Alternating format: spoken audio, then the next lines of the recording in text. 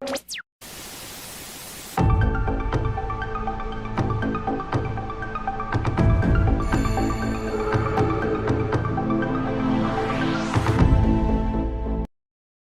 everybody, and welcome to today's watch party for Ladyhawke as part of our In Search of Legends series. As always, I'm Andrew, and Dom is AWOL this weekend, so I'm joined by our great friend, Dr. A, Andrew Armstrong. Welcome, Andrew. Hello, thank you. Thank you for letting me sit in on this one. Very excited. Well, I'm excited for this with Ladyhawke. It's a great, fun film. I can see a lot of our friends are joining us over on Discord and on YouTube as well. Let's do our Discord roll call while everyone gets ready. Today's sync point will be basically just as the film starts. So I worked out the Warner logo and the Fox logo basically run for the exact same time, so we can all just press play as we get going. But let's run through our roll call of our friends today. We have, I can see Sharon, MadMat42, Icy Matty, Lizard Man is joining us. We have Brainwire, Calbot, and let's go through Eric. Keep going through. Discord isn't good for scrolling through random names. Leanne is joining us. Onzi is joining us. Phonic, and there's many more. Oh, Edward the Black Prince as well. Welcome. I'm really looking forward to this movie today. I know it's one, I think, for many of us, Andrew, because I mean, especially as we grew up with similar ages, we grew up in the UK. This would be a kind of a bank holiday kind of movie over here, wouldn't it? On a public holiday, a movie that they'd put on TV for everybody to watch. After a bit of lunch. After a bit of snoozy. Lunch. Yeah, sort of a Sunday afternoon. Oh, and I can see our friends over on YouTube joining us. We've got Raf Con and Immortal Rumus is joining us there too. Welcome. Fraglord joins us on Discord too. So everybody, is this your first time seeing the movie? I mean, Andrew, I think for you, you said it's a bit of a dark and distant memory of it. For me, yeah, it'll be like my first time, but I do feel I remember it. And look, I think it's something to do with somebody turning into a bird, maybe a dragon. I don't know, but that's as far as it goes. So it is new to me. Well, I know you're a big fan of them. I know you're a big fan of the old sword and sorcery films. Anyway, you love this kind of stuff. I am. I was recently watching The Barbarian Brothers, which I don't know if that's one you've covered, but definitely not in the same genre. With the Barbarians, that's right. The Barbarian Brothers. I can see Space Dinosaur joining us as well. So a lot of people are saying they've either heard about it. Mad Matt saw this in the cinema. We've got some Ladyhawke virgins, and Phonics saying, I've seen this a long time ago on TV. And I think, yeah, I think that's probably the same for a lot of people. It's one you haven't seen for a long time. It's a fun film. It's got issues, but it's a lot of fun. So on the count of 5, 4, 3, 2, 1, press play. Here we go. We're just getting through the production company logo. Oh, the Wolf's Den has joined us on YouTube. Welcome. This is a great movie. One of the things that's so memorable about this movie is the score. It's such a strange score. It's basically by the Alan Parsons Project. Sounds to me like the least medieval score you should ever have for a movie. But it works. It works. It's very similar in some ways to the score from another movie that's got a really bizarre sword and sorcery movie with a very bizarre score that we will be covering in the future, which is a movie called Hawk the Slayer, which kind of has disco medieval music. Well, I was listening to a bit of Vangelis in the car. Of course, we've lost him recently. And I think he was the master of scores, wasn't he? Really? Oh, he was one of the giants. Great loss. I really quite like these credits, the way that it's alternating between the sun and the moon. That bit of foreshadowing. It is a bit. Oh, Bikeys, welcome, has joined us as well. Here we go. And then the score gets going. It kind of gets a bit poppy. Oh, yeah. That's great. It cheapens it so much. Go on, it was straight to video now. No, it had a theatrical run. I mean, it was mismarketed in some regions by Warners at the time, who said it was based on a true story, and it unfortunately wasn't. But I can see Errol joining us on YouTube saying he loves the score so much. When it gets going, it's quite good, though, the score is. It's quite catchy. I feel myself getting drawn into it. You can. Yeah, it's all right. Yeah, Immortal was saying Richard Donner said when he first read the script on a plane, it made him cry. I don't want to spoil it for those seeing it for the first time, but it's a really fascinating concept. Actually, I really like the idea of it, and we can see a lot of the gang behind the first Superman 1 and 2 here. We've got Richard Donner, Tom Mankiewicz working on this, so we've got a lot of the gang back together who worked on Superman. Just a quick note though, the birds that you see here now, this hawk. Yes. It does have that vibe of someone holding it by the legs and just waggling it in front of a camera. And then this was in the 80s. You could get away with such things. I can see John joining us over on YouTube. Welcome, John. You need actually your own copy of the movie to play along. We can't stream movies on YouTube, unfortunately, for copyright reasons. So with our watch parties, you always have to have your own copy to play along with our commentary as we're discussing the movies. But I don't know, it's just something really cool about this. The music, it grows on you. It fits quite nicely. And hawks are cool as well.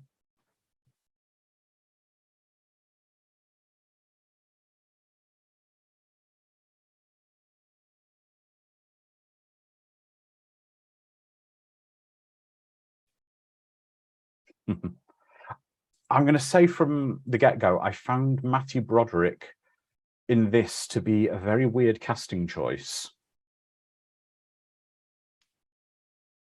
I mean, this is supposed to be set in. This is supposed to be set in Italy at the time.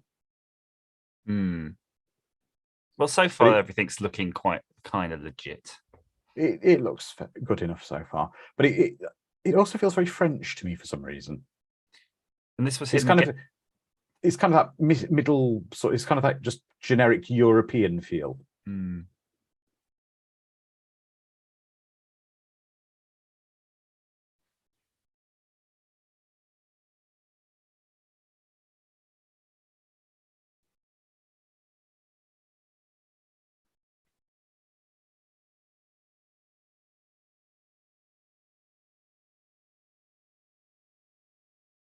But this is a great sort of sword and sorcery fantasy movie. It's such a great concept when it gets going. I find it's a bit of a slow burner to start off with. I feel like I have to pay attention. Like I don't want to miss something. I don't know if the plot is that intricate or not, though. Oh, thank you, Errol. We're very proud of the documentaries, and of course, there's always more coming as well. Was this before or after Krull? This would be after Krull, I believe. Krull was 1982, I believe. Ah, Mad Matt, that's a good picture. Who held it better? We've got the Beastmaster and Rutger Hauer from Ladyhawke.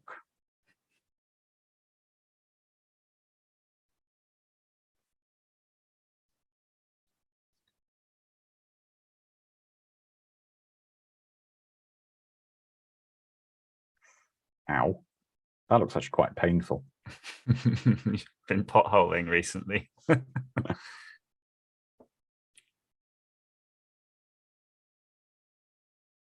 He kind of sounds a bit Ferris Bueller-y. I know it's pre-Ferris Bueller, I think, but it is just... He didn't seem to put much of an accent on. No, I don't really know. It's a bit strange. He's a strange choice, but I mean, if you were to remake this now, obviously you'd give the role to Timothy Chalamet, is it? The one from the new Dune? He's the new young...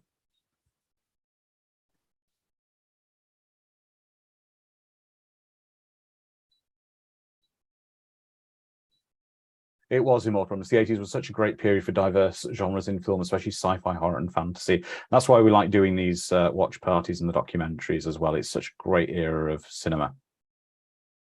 So, question while we're just sort of watching everything unfold in front of us. Let's have some of everyone's favorite sort of sword and sorcery movies, fantasy movies that are similar to this. And then, after that, we'll go with Sharon's question. So let's have some of your other favorites. Andrew, what about you? What's some of your others that you... Mine are like the standards. It's always sort of like the Conan Barbarian stuff. Yeah. I mean, I do actually. I don't know if it counts though. Do you recall those ones you'd watch on Easter, like your El Cid, and those really long? They're not really fantasy. They're always sort of some historical-ish type drama or biblical thing, but they went on for 4 hours. Not good value back then. Well, I see Matty's saying he likes Red Sonja, which is good, but it's basically a Conan movie without Conan in for the most part. Did you ever watch there's a Hercules movie, Hercules in New York? I think that was one of their. Oh, with Arnie, that's a very old one. Very old. Oh, I see. There's also the Dungeon and Dragon cartoon. That's a great pick. What about the Dungeons and Dragons movie in the late 90s? Oh. Mad Matt says, does Flash Gordon count? I'd say Flash Gordon is really more towards the sci-fi side of it. Eric says The Last Unicorn. I mean, just so those of you know, later this year in our fantasy movie series, we are going to be watching Neverending Story later this year, which I just can't wait for. That's probably a tentpole fantasy magic type movie. But they're talking about, with all these movies they're talking about, do you remember a cartoon series I think is a fantastic concept? Medieval sci-fi called Visionaries, Knights of the Magical Light. With magical powers they fight. And they have a hologram in the toys. That's the one. Yeah. I would love to see a movie of that. I think that could potentially be brilliant. Sci-fi knights. I just to backtrack a little bit, you mentioned Neverending Story. I have to admit, I've never seen the Neverending Story or Willow. But wow, they have triggered in my memory though a movie called Labyrinth, which was amazing. Labyrinth, yeah, I think Labyrinth that counts. Is phenomenal. Errol saying John Borman's Excalibur. Yeah, that's another great one. That one was quite realistic, wasn't it? If I recall, it had It was quite a gritty one. It was quite a gritty film, but I can see Sharon saying Labyrinth, awesome. She loves Labyrinth. Now, I think a lot of people do. There's one here now, Andrew. You tell me if it's sci-fi or medieval fantasy. It's the one where it's a Disney movie where the guy he goes through like in a rocket in space. He builds a robot. An unidentified flying oddball or a spaceman in King Arthur's court. I love that as a kid. So kind of that crosses the genres there. Well, I can see a Mulcrum is saying, I love Conan the Barbarian and the Destroyer, Red Sonja, Neverending Story, Willow, Labyrinth, Return to Oz, and Legend. Well, I can tell you we're going to be watching some of those this year. Brainwire, The Black Cauldron from Disney, Lizard Man, Flight of Dragons. That's a great one because it explains the science behind how dragons work.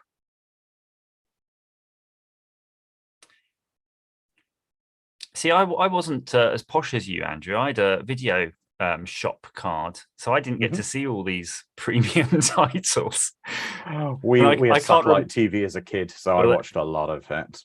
So I watched a lot of them, right? That were, I don't know, all those weird B-movie fantasy movies that nobody knows the title of. We'll have to research those. There are a fair few good ones. I'd be interested to know where this was shot, actually, because these ruins, or rather they're not ruins, they're in remarkably good condition. Wherever this, I mean, it's like an Italian castle, I guess. You don't see many Italian castles in the same way. I'm not as familiar with them. Oh, that's a bit risky there. He seems to have quite a contemporary haircut there. He does. They should have given him the old bowl. I don't know, the back of it is like a bowl.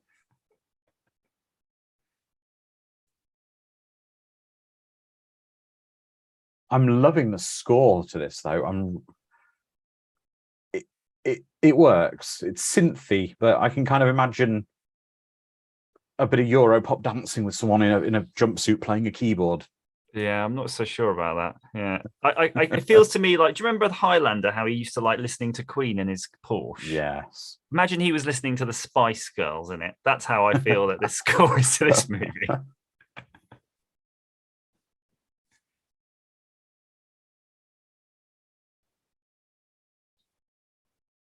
$350 miles through the nondescript woods.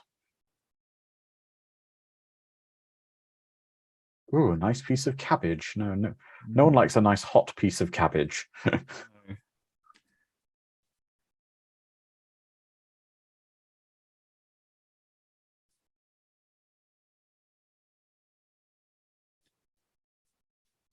He's talking a bit like this. Where the hell am I? Yeah, it's The accent is a bit,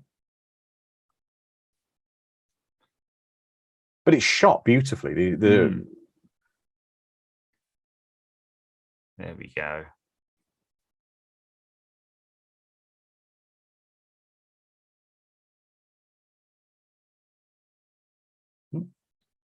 the the climate and the landscape must change rather dramatically with wherever he's going, because he's gone from quite similar to this sort of sunny and warm. All of a sudden, he was in a snowy wasteland, and then he's in the woods, and now he's in what looks to be a very warm, dry place again. Well, you've got to hang around the Pyrenees and all those places. It's a bit like that. You can be in the hot sun and see the snow-capped mountains. Yeah, I guess. And he's running through olive grove, right? So yes. it's just, we'll have to look at a map of Italy and see which part has the mountains. It's extremely beautiful wherever he is.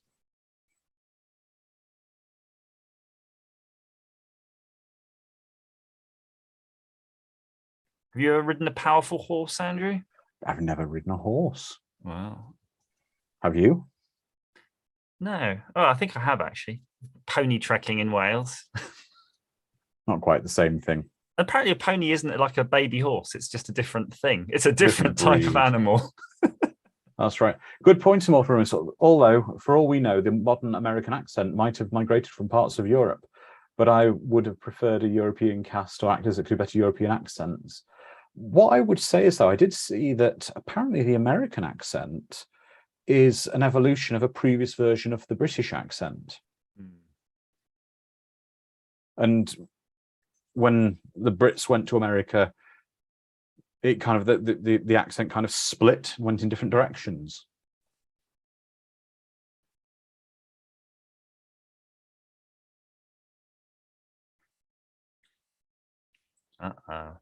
Oh dear.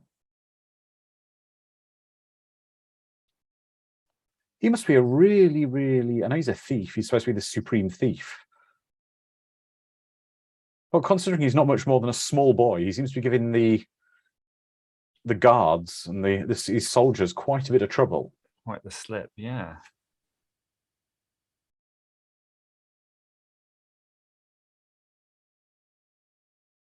That was quite a jump from the man off the table.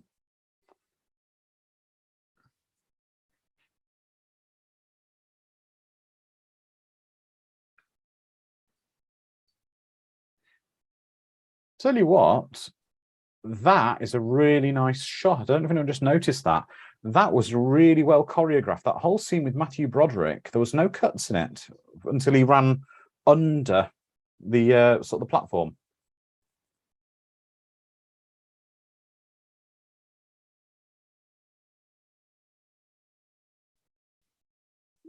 But again, that was something Richard Donner did in Superman the movie with its infamous incredibly long shots on a couple of things with no cuts at all.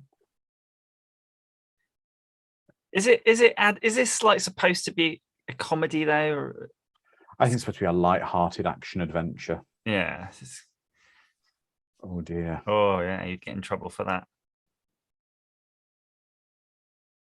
What were you trying to do with the knife if you're really terribly sorry that you gave him a cut because you swung a knife at his face? It didn't kill him.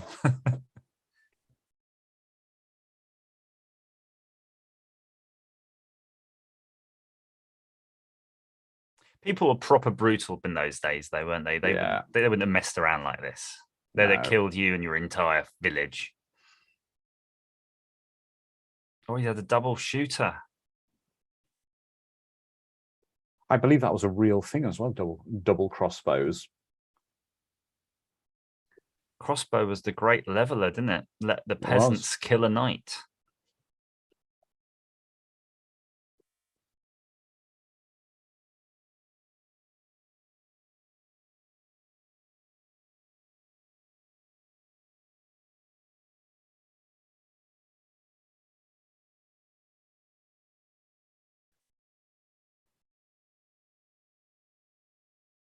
Immortal Rumus is saying, I wonder if some of this was shot outside Prague, because they've been to Prague and it looks very familiar. It could have been. It could well have been, but I do suspect a lot of it was shot in Italy.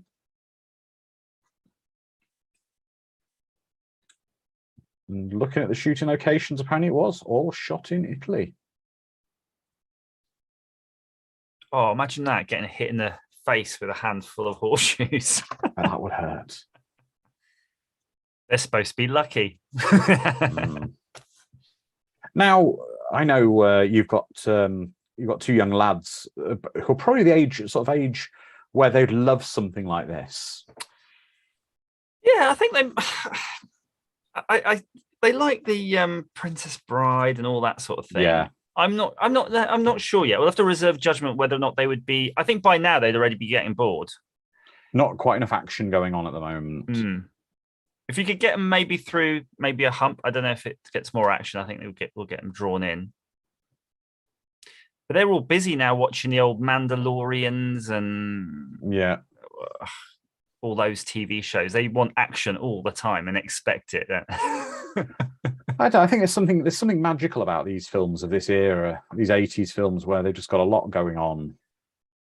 Well, this will surprise you though, Andrew. My kids absolutely have no time for the Goonies. Wow. So that's modern kids for you. Wow.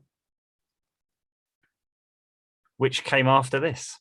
Yeah, that's right. It's I think it was the next movie Richard Donner worked on after this.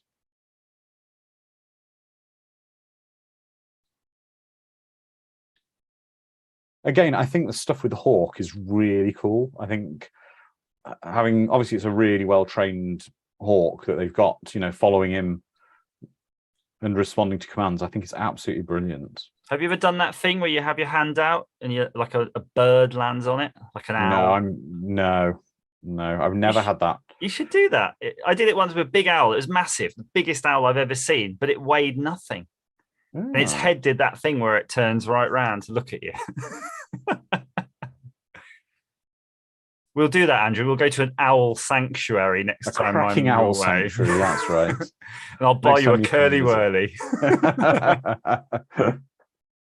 Eric says he's going to force his son to watch the Goonies. Is it going to be like Clockwork Orange on him now with his eyes? Like, yeah, put in some Optrex drops in it. I find the Goonies a little bit hard to watch now, to be honest. Some of those movies now, they wouldn't be able to really remake them with the same themes. We're a bit more sensitive to various issues now.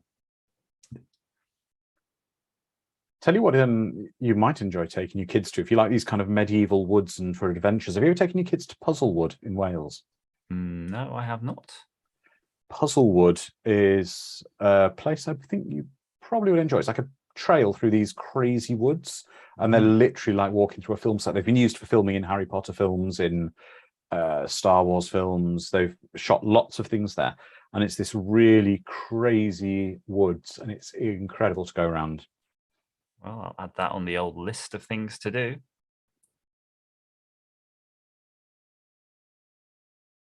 Oh, he was waving his heavy sack to them. They've let him go now.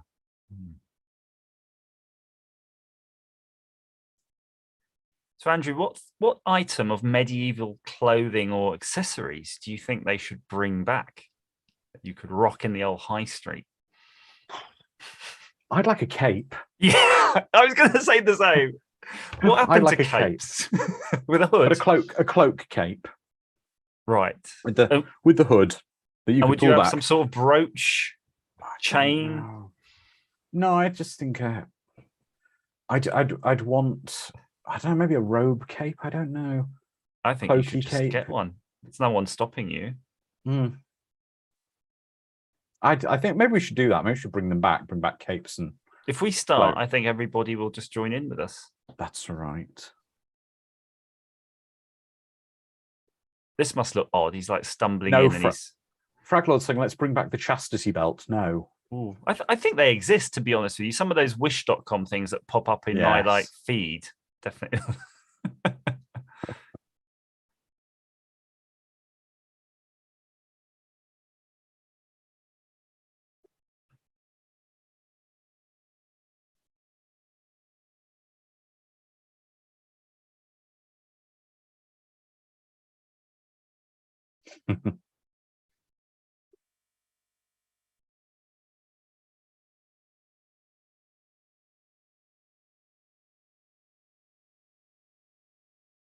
Must have been crazy to keep a horse in those days, right? Well, I guess though your horse was your car, wasn't it? Yeah, but they don't just eat normal grass, do they? You've got to feed them stuff. Oats. I don't know, but then again, back then, I guess it was a thing. You had lodging homes, and you'd have like lodging for the horse, like you'd go for electric car charging. You know, you'd have your electric car, you'd have your charging point for your car. Like they'd have a trough and oats and water and salt for the horse. But if you're like a regular peasant, there's no way you've got a horse. You're just walking everywhere. Yeah. If you take a peasant now, like you drop them literally 10 miles outside their village, they're lost forever. That's it. Yeah, that's true.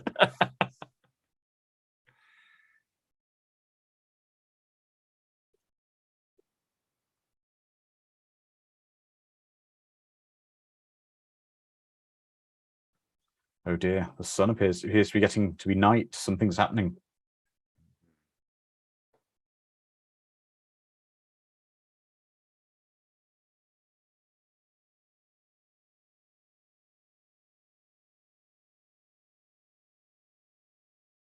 I don't know. He's just there's something about his performance I'm struggling with in this film a bit. Rutger Hauer, brilliant.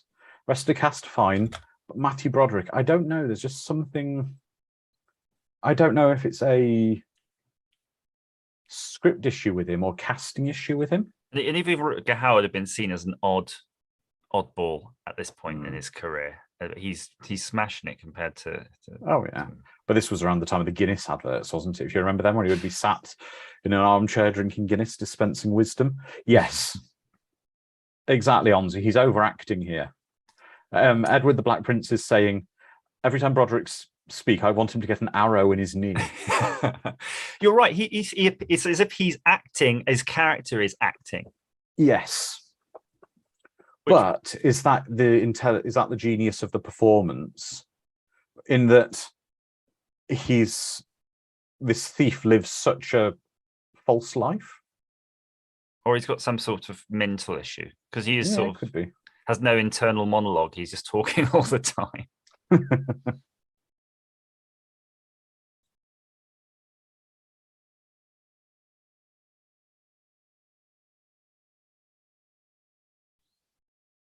Ooh. Oh. Yep.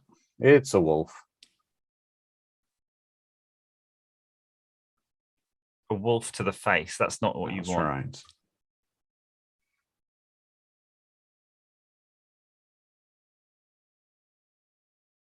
So Multrum says, what's sad is that in America, America has made so many Westerns and Japan have made so many samurai movies. I cannot believe the UK didn't have more than 100 sword and sorcery medieval fantasy films. It's true. I think in the golden age we were doing Hammer horror. Yeah, that's true. Ooh. Oh. Nah. Oh. Mm. Who is this strange woman? This must have been one of her early movies, really. It really will have been one of her early movies.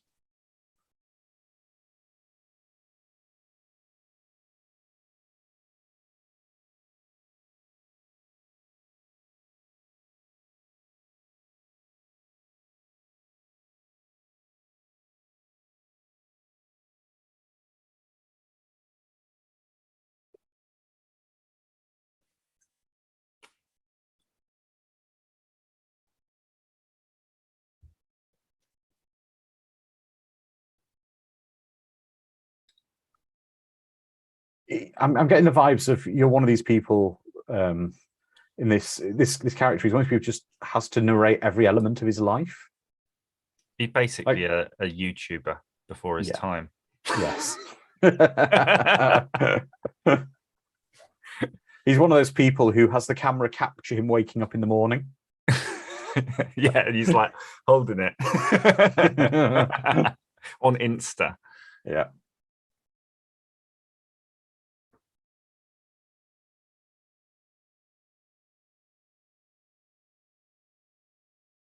Hmm.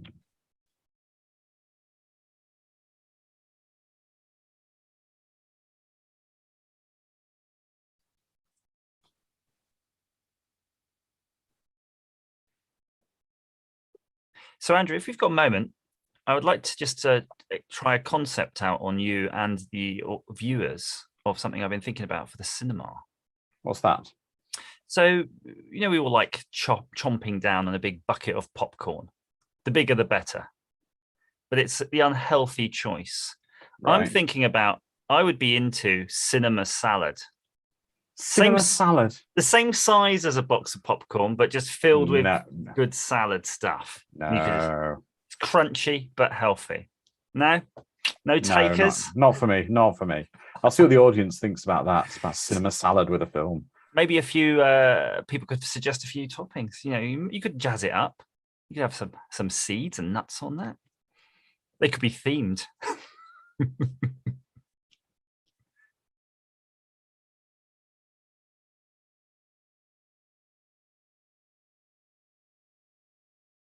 Now that's a look. You see, look at that. That's a cape cloak with a red velvet lining or satin lining on it. I think you need that dual tone to really. You need Kanye West or somebody to just come out with that. That'll be his Yeezy cloak, and then everybody will be rocking it. Well, Sharon says she'd go for a cinema salad. There we go. Mikey says only if it's a deep fried one. Why not? And Mad Matt says bucket of salad with a huge squirt from the butter dispenser. Oh, and how about some onion rings on top? That's right. Jazz. Onion ring salad sounds really good. It's like a Caesar salad. Icy Matty has the same cloak as that, just not lined. His looks like one of those dressing gowns, the Obi-Wan dressing gowns you get at Christmas. Oh, Immortal Rumor says salad from a cinema sounds as off-putting as buffet at a strip club.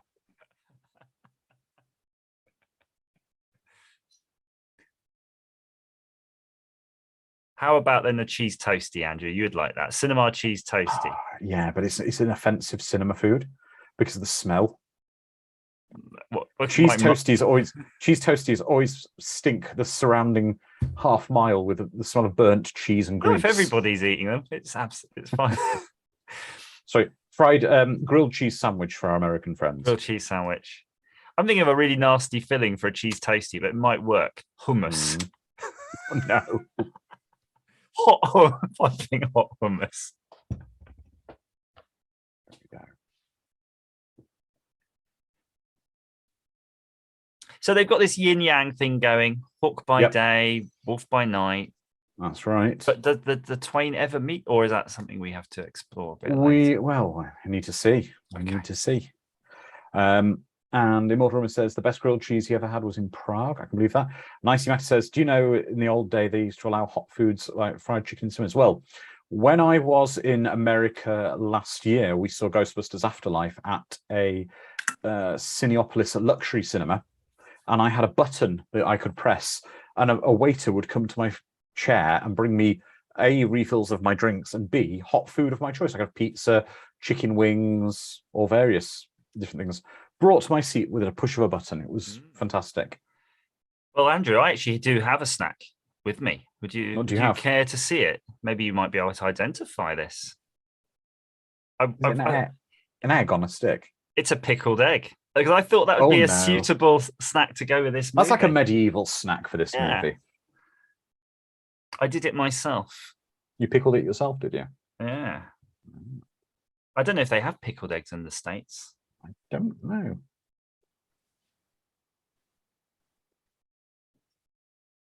I will say one of the benefits of filming this in Italy, and I do wonder if that's why the movie was set there, was because these castles or these palaces that they're using here appear to be in incredibly good condition compared to most British castles. And good weather. That as well.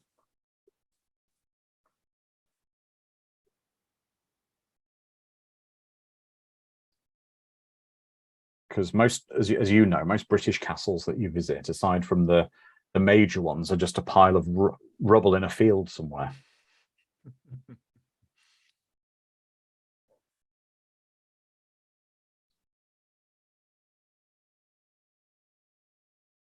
Oh, you don't like that.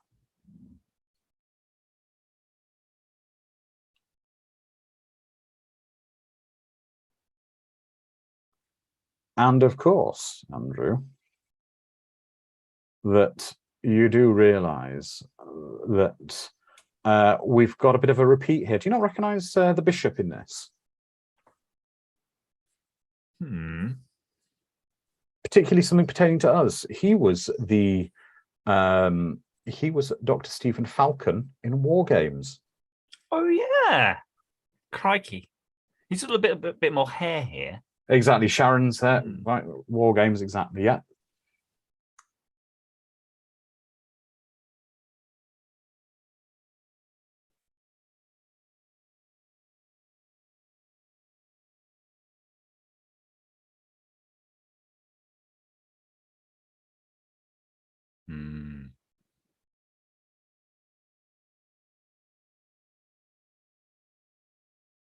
Go.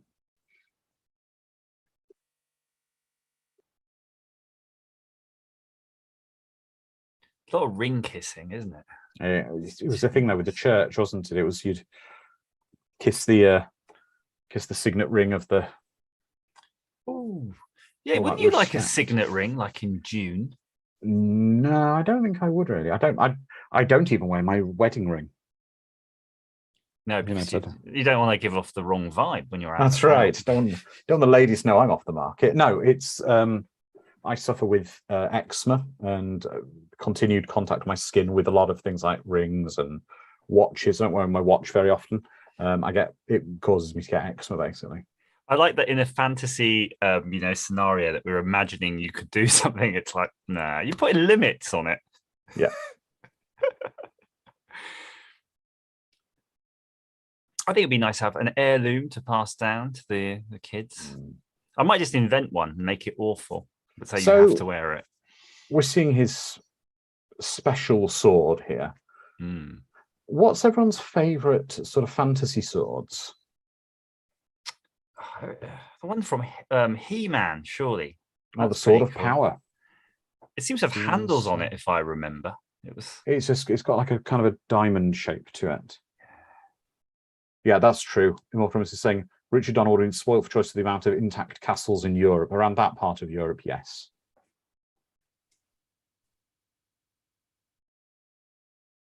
I don't know. I think one of my favourite swords are, well, I've got a few favourite swords. The Highlander sword is another favourite one. Oh, Phonics saying we already had this conversation about swords. Well, is there ever a time where it's not worth talking about swords?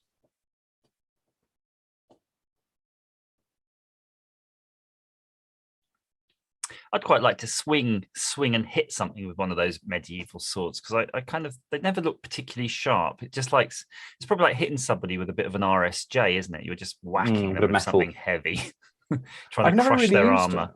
I've never really used a proper sword before. I've used a bokken when I used to be in martial arts, but that was more shaped on a kind of a samurai-ish sword curve. Yeah. You used to get if you got clarted in the side of the head with one of those, you knew about it. So if it was made of metal and 10 times heavier, probably do a lot of damage.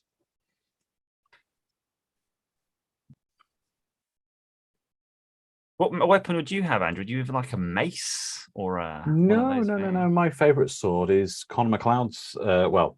Originally Ramirez's sword, and then Conor McLeod's sword from Highlander. So you'd be a sword wielder. That's your gladiator weapon. I would be.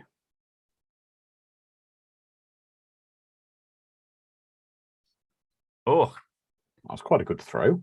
Well, think of how you have to hold a sword to chuck it. It's bloody good. They must be inferring that he's incredibly strong as well to be able to spin a sword around like that and throw it. In movies, this sort of era, people always used to throw knives when they used to have throwing knives. Yeah. And that was always quite a common thing. I don't know if you've ever gone to the kitchen in your mum's kitchen, got out a cooking knife and chucked it at a tree as a kid, but yeah, never worked. No. Oh, there you go.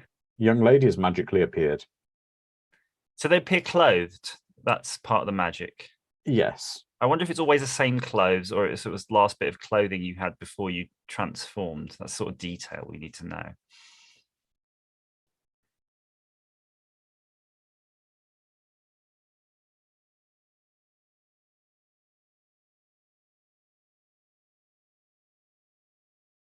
Oh, Mad Matt likes Flash Gordon's sword that he stole in Ming's palace.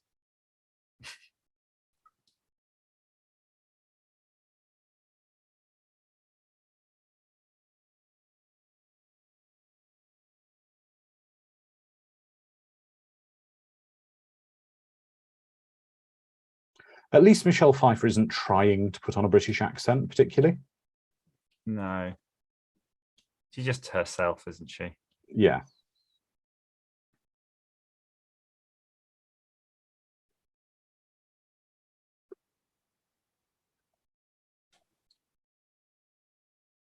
Maybe the name of this movie is what really caused it to bomb.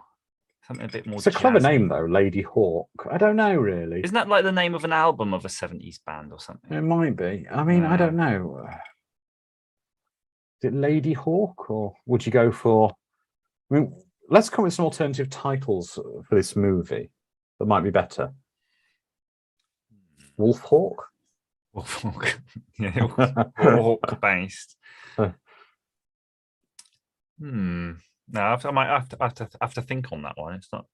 It is a hard movie to title when you think about it. It's because it's a bit out there.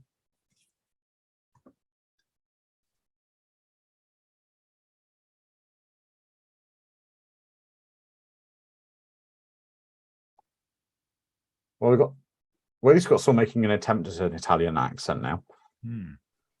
Well, he looks quite swarthy, doesn't he? Maybe he's from somewhere there. Got Mad Matt saying man wolf. Man wolf. Ladyhawke and man wolf. Yeah, it's not bad. I think it should have something like, in the title that implies the sort of transformation and beast former. Beast formers. That's weird. Exactly, Eric. I completely agree with you. The costumes in this look great, but the soldier costumes are a little too clean, like they've just been made. Immortal Room, it says maybe a non-giveaway title, like a Europa Fantasy or something. Calbot, Manimal, yes. Manimal. Manimal, that's been taken, unfortunately, hasn't it? But I very much agree with Eric, though, about these costumes. They are really nice, but they look like they've just come off the prop table. Yeah, because they're proper baddies who are going around slaying and chopping up people. They'll have stains.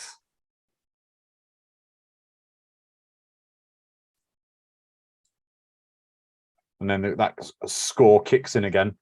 Great score.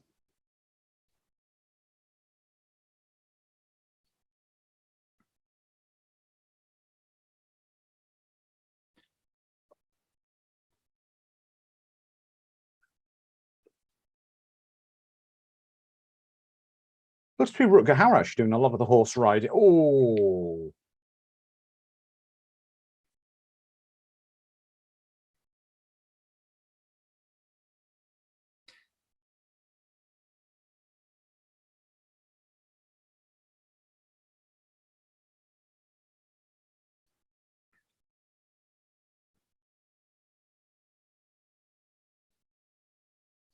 Oh, yes.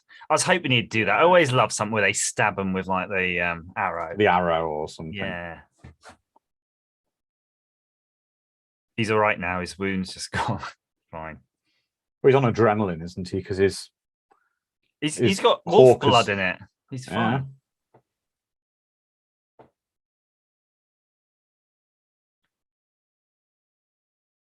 That bird in real life, that'd be totally dead, wouldn't it?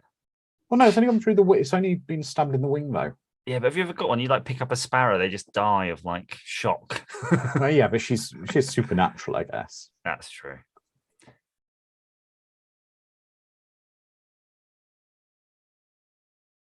I remember years ago when we had one of our cats.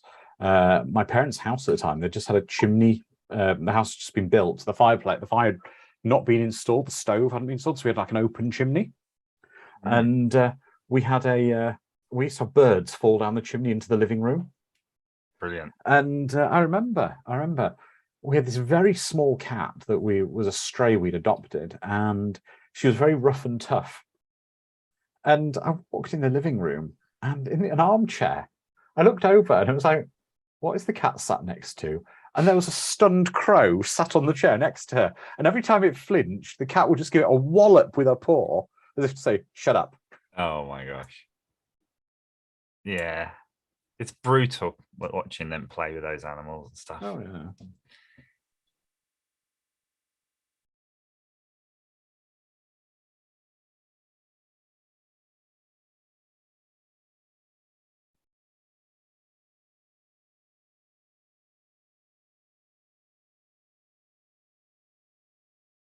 And now we're learning a little more about the secret of the Ladyhawke.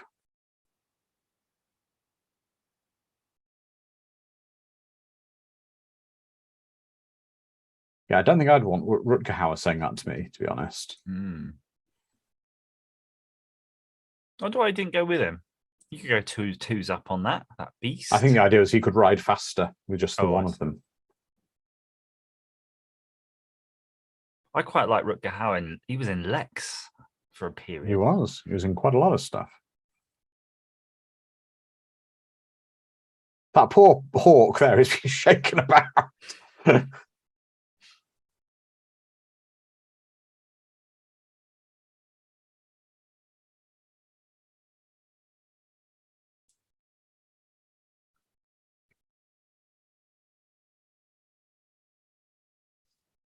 Yeah, the actual hawk there has got a look on her face like, what the hell are you doing to me? Yeah, it doesn't look happy. It looks like they just did stab it with an arrow. Should have just wrapped it in a... It's a method actor. That's right. Yeah, are you saying Rutger Hauer was such a method actor that at night he would turn into a wolf off camera?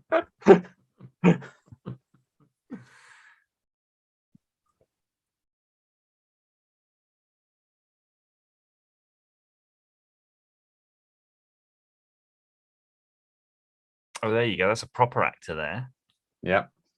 God, what's his name? Actor is... He was in loads of things. Yeah. Leo McKern. Leo McKern. Leo McKern. He was Rumpole of the Bailey in the UK. That's it. That's it.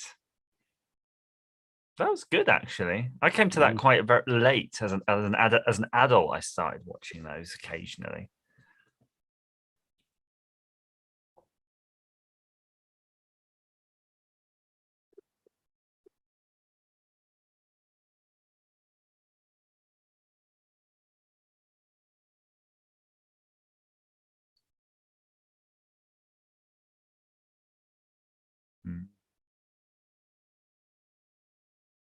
What do you think? Do you think there's a special name for somebody versed in the ways of bird medicine?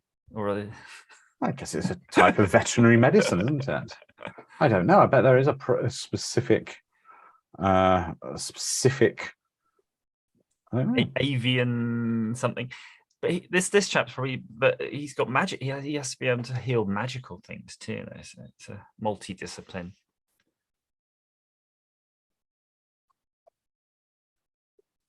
Well, maybe it is. Maybe Mad Matt's right. He's saying avianopathy. Avianopathy. And would you buy the medicine from an avian apothecary? Yeah, I guess. And Sharon says you'd go to like an exotic animal vet.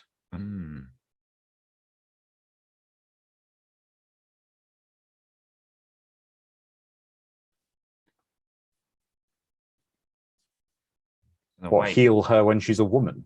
Yeah, I'm just wondering which would do more damage. I kind of think a bird would have much thinner skin if you're going to yank it out. Well, it's not just that. It's also, as she transforms, would the arrow not potentially tear through the parts of the body that were changing? And it might be somewhere else because it's sort of in a wing, but we assume on a human that's the same location. It might be in a belly. It could be an arm. It could be an armpit or something. I guess to be fair, that if you're going to get hit in an arrow, an armpit's a good one. It could just go straight through.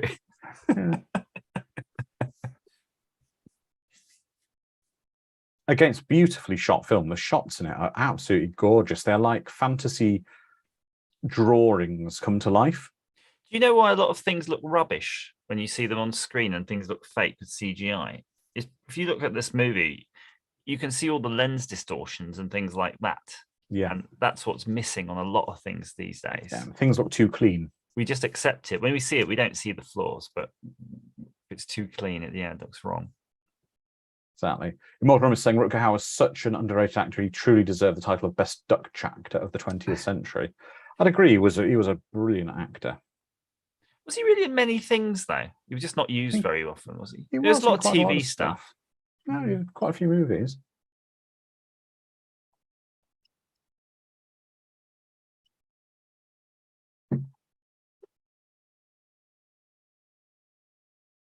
Yeah, Sharon. But when he sees the woman now with the arrow in her, it's like, aha, now I get it. But my accent becomes more British for this line. Matthew, pick an accent and stick with it, please. That picture is very soft there. It looks like they didn't dial in the old focus.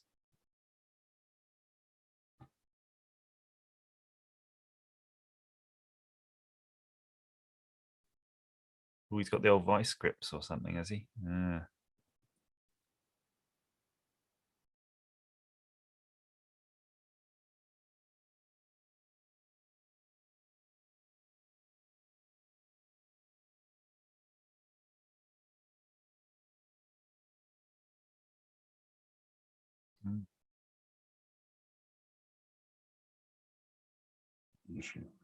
He's got a poultice or something.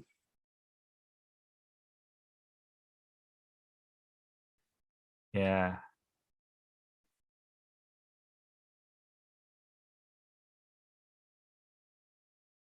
So it looks like the arrow struck her as a human, sort of about here, sort of area.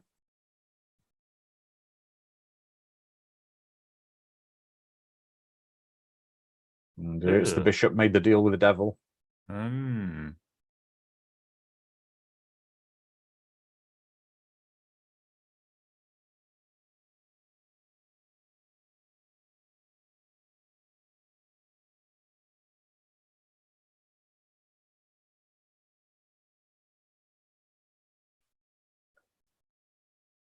Some kind of connection going on between you both.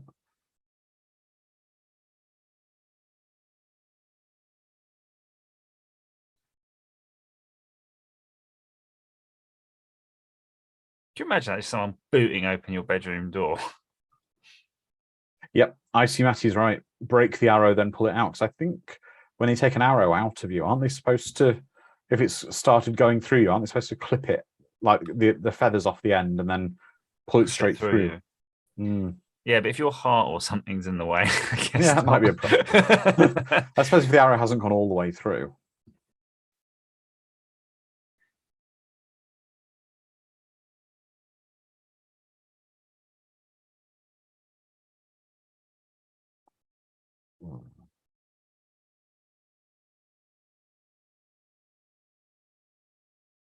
I suppose you'd have to ask a hunter, because somebody who hunts with that sort of equipment, you know, elk or whatever they hunt. But also, what I don't know about that arrow was, did that arrow actually have a proper arrow tip, or was it just basically a sharpened point on it? I think they would have had barbs, wouldn't they? Those sort of war arrows mess you up.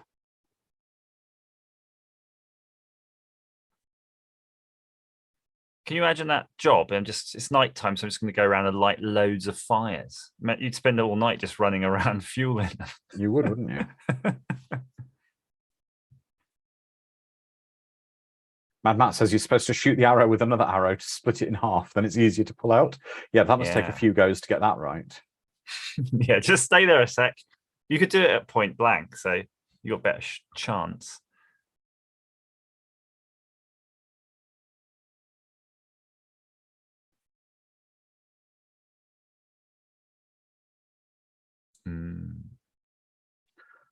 I don't think I'd like drinking out of those non-glazed mugs.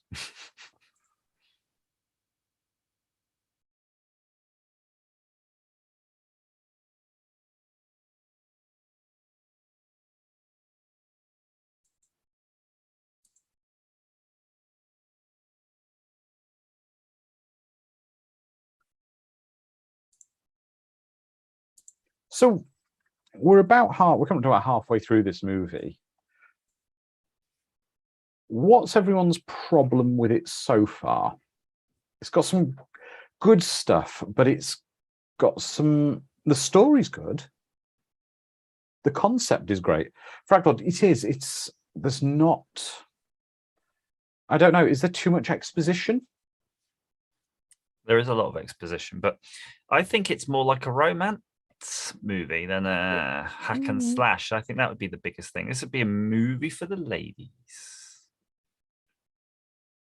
But even the title is kind of a bit lame for back then, right? Movies had hard titles. Terminator. I think Fraglord's got a good point. Show not tell is not really a thing here.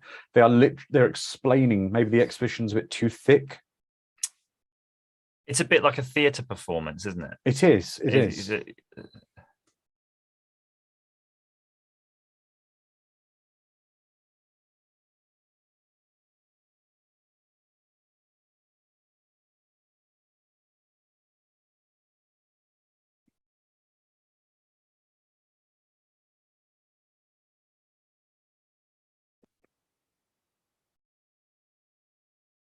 Yeah, that's a good point to more from us. Wish it was a bit more of a high fantasy with maybe some fantasy creatures and a wider quest. Did we really see any special effects so far? I don't think we saw anything amazing. Incredible so far. Sharon says it's so paced, but it's probably the downfall. She loves the immersion in the story, but the fantasy element works better with a bit more action. I think it could do with a bit more.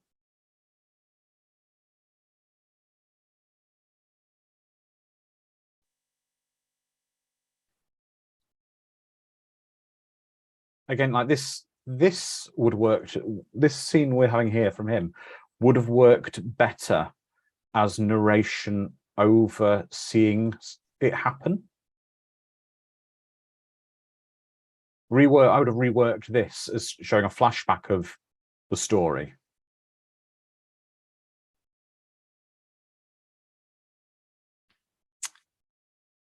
It's hard to know because we're looking at this as very modernized, though, aren't we? It'd be interesting to have seen it as a kid and wonder what it felt at the time. I'm sure it would have been absolutely fine. It's like we've got those TV shows like The Witcher and things like that, which I knew nothing about, the video games and the books, but right away you're immersed, aren't you? You've got all the action, you've got the thing, you don't need too much exposition. They've honed the skill of making things like that so well now.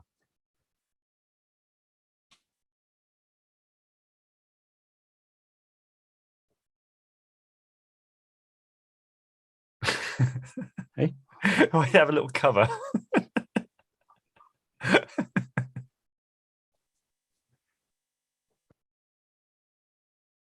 Yeah, Fraglord, exactly. That scene we just saw is an example. It's like they're just sitting there talking. It's like they were saving money by giving the exposition that way instead of fleshing it out.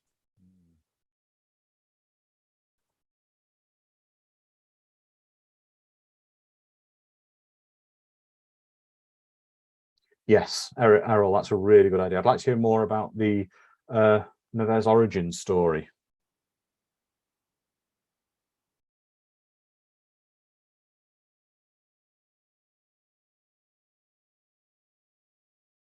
Oh, that's Dr. Octopus, isn't it? That is a young Alfred Molina. He looks really the same, doesn't he? Really. He's aged very well. If you consider this was 33 years ago, no, it's not more than that. 37 years ago.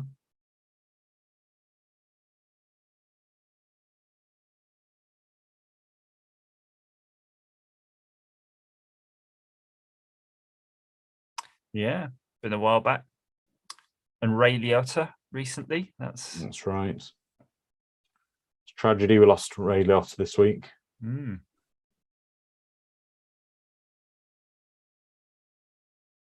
With Michelle Pfeiffer in a movie, maybe Goodfellas or something like that. Not in that. No, she was in a film called Married to the Mob, but that was more of a comedy thing. Where she was there we go. It's just, I just feel it could be. There's a bit much of just people breathily looking at each other.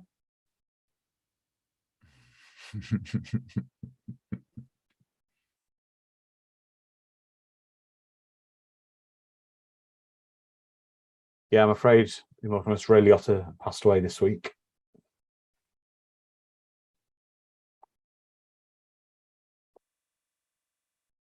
Apparently, he wasn't Italian. Nope.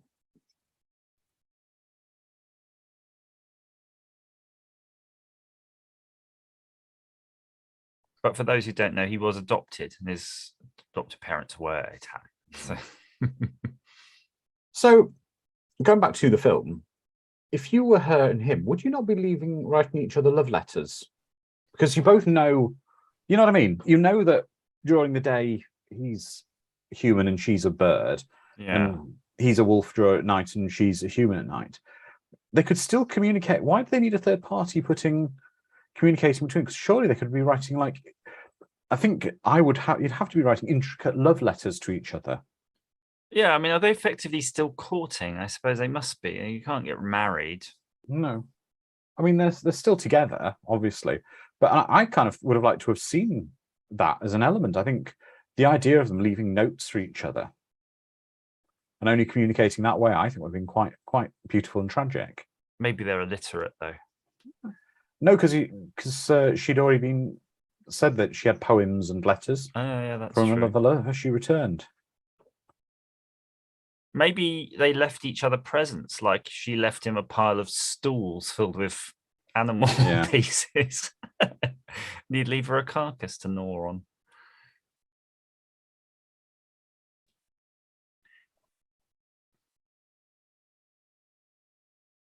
But I think we were talking through it. I think I totally missed why they do this. And had they already had these powers and then met, or was it this union created this? It sort of missed a big, massive chunk of it. Well, no, the devil, they said earlier, the devil cursed them into this, the evil one, the dark one. Okay. Because of it was to do the bishop made a deal with the dark one, aka the devil, or whatever they're calling him in this, whereby he cursed them that during the day she'd be a bird and he would be human. Right. So they could basically never be together. I'd do way better curses than that. I just curse them into being on fire or something. Well, I suppose he just gets to torment them. It's a good tormenting. It's a good torture because they're together but never truly together. What's with this music now? See, this makes it sound to me like, bumbling comedy, It is a bit of a jovial escape theme. Like Wile E. Coyote's planning something.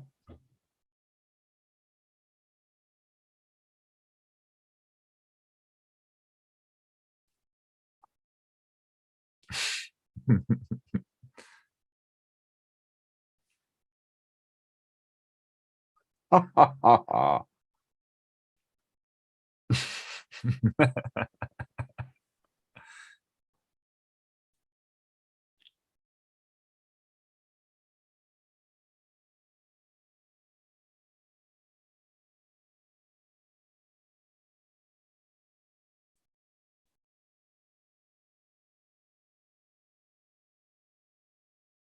Do you feel any sense of peril, though, when you're watching this? Again, that's the problem with this. I don't know why. I don't know if I don't care about the characters enough. I was just about to say that. There's no connection with them, which is weird. No. There's some movies right away you get it. Yeah, I think one of the big problems is I think our the substitute for the viewer is supposed to be Matthew Broderick's character, and because he's relatively unlikable and irritating, he's not being a good substitute for the audience. I think you might be right. Oh. Well,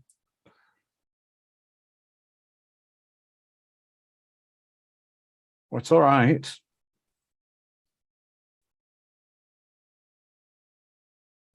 Sun needs to come up.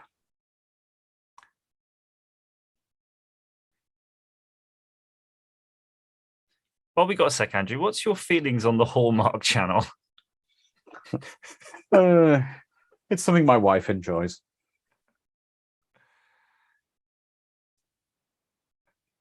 Now, this is kind of a cool moment, though. This is kind of one of the better scenes. Best timing.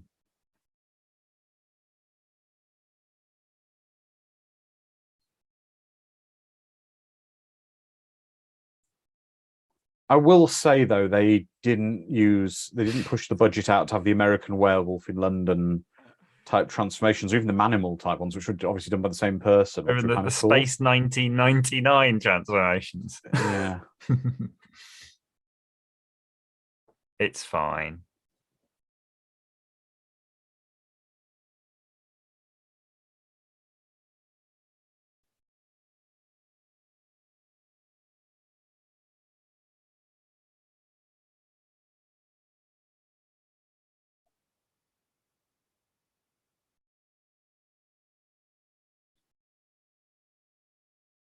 Oh, there we go.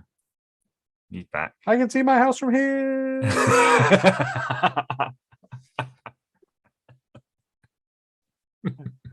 Yeah, Hallmark Channel's still going in the UK at least. Yeah, it's something my mum's watches, and sometimes I come in while it's on, and I'm just, what are you watching? It's so tragic, these stories.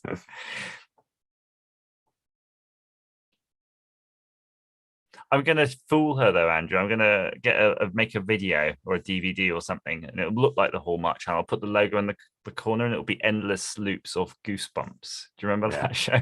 That's better. I will say there is something. Rutger Hauer looks absolutely. Can we just take a moment to appreciate how badass he looks in his night outfit, riding the horse, holding the hawk? Just more of Rutger Hauer looking. Just more of him looking like an absolute badass is all I need. If he cut the sides a little bit shorter on his hair, he could have a mullet. Yeah.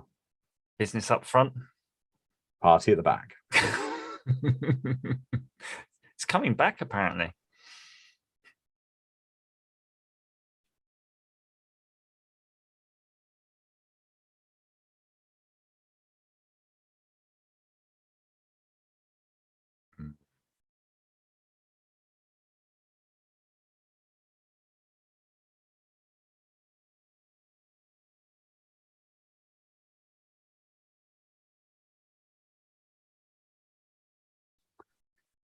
Day without a night and a night without a day. Yeah, because I thought you could have an eclipse, right? But then, I'm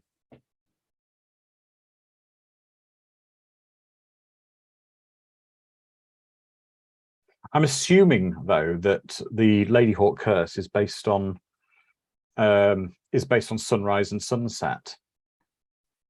So obviously she gets better time. She has more time in the winter. Depends where they are to the equator. It does, doesn't it? And the closer you are to equator, you get that faster transition. Yeah, exactly.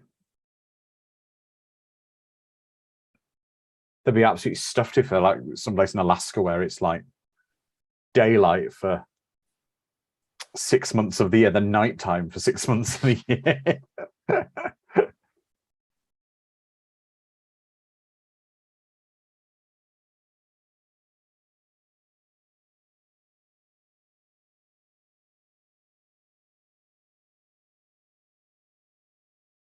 You could make her a thing, like a board, and it says yes, no, I'm hungry, and you could peck at it. The only question is though, yeah, but does she maintain all her faculties as a person in the hawk form, or is she literally just got the intelligence of a hawk?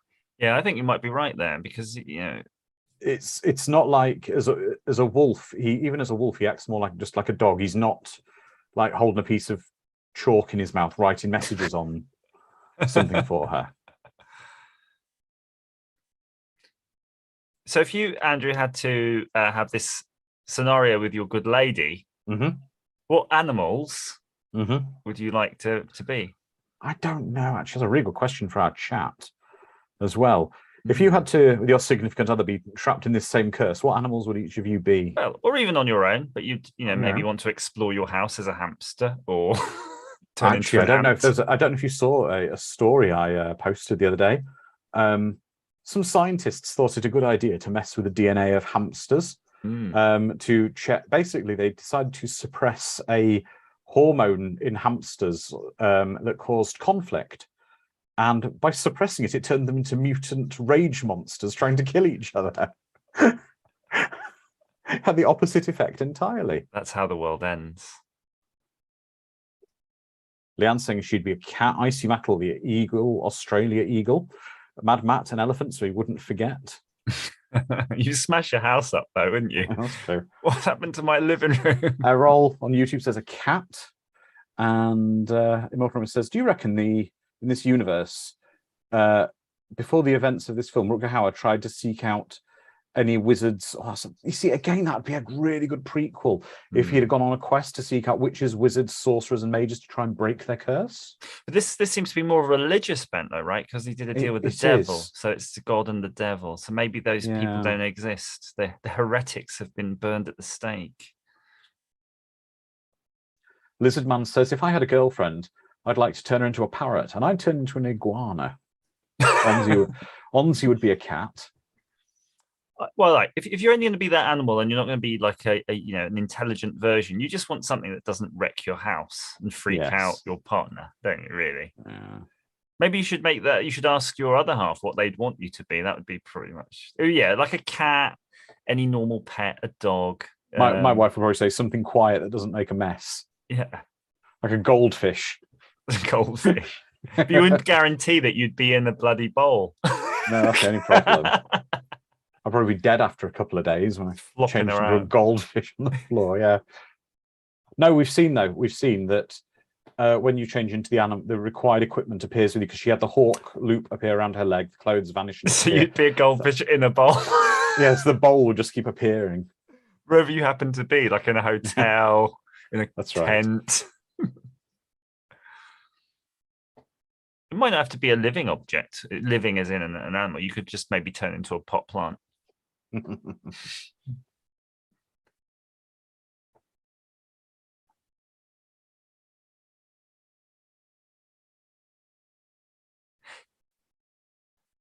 you remember a TV show called Braveheart? It was a cartoon. Brave Star? Brave Star.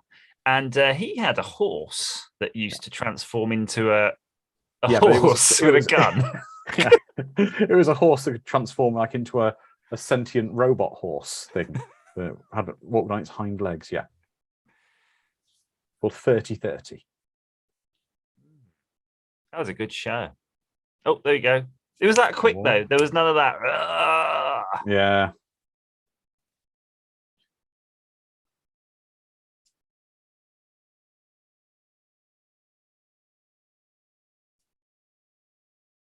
The days seem to go incredibly quickly here.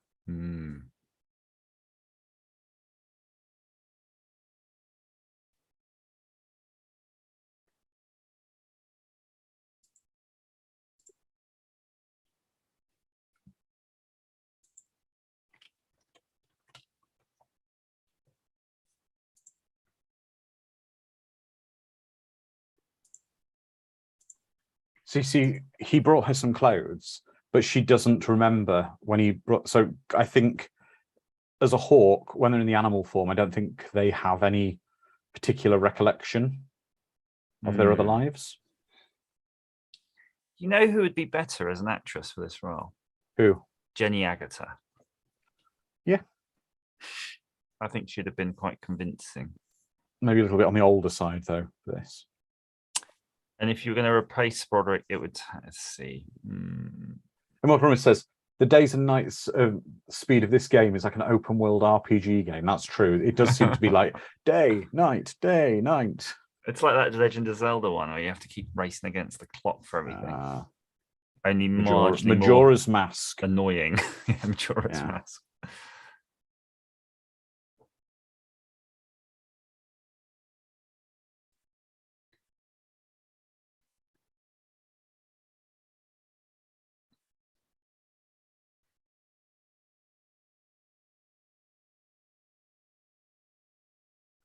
You do realize that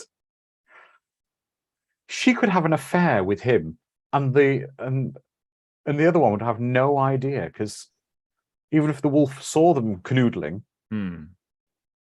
they'd have no idea, because it appears they have no recollection of what they see as the animal in the opposite direction. I wonder if the wolf would be annoyed about it, though. Well, the wolf might be annoyed about it, yeah. The wolf might retain his wolf memory every time it's nighttime. Just what I mean. In the day you'll forget, and the next night you go, "Oh, I got to get that guy."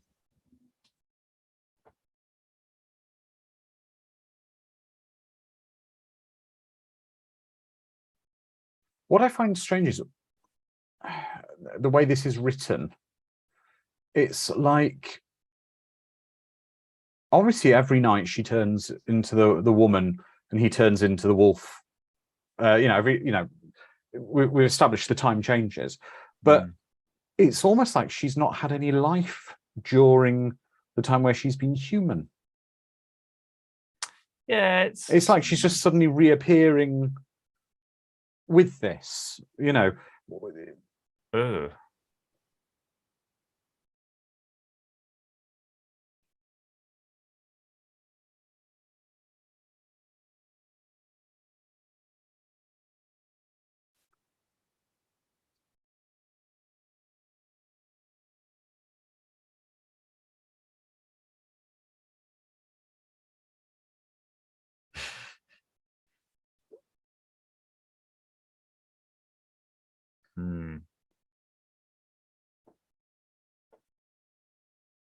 Oh, Fraglord, she pelt his pain.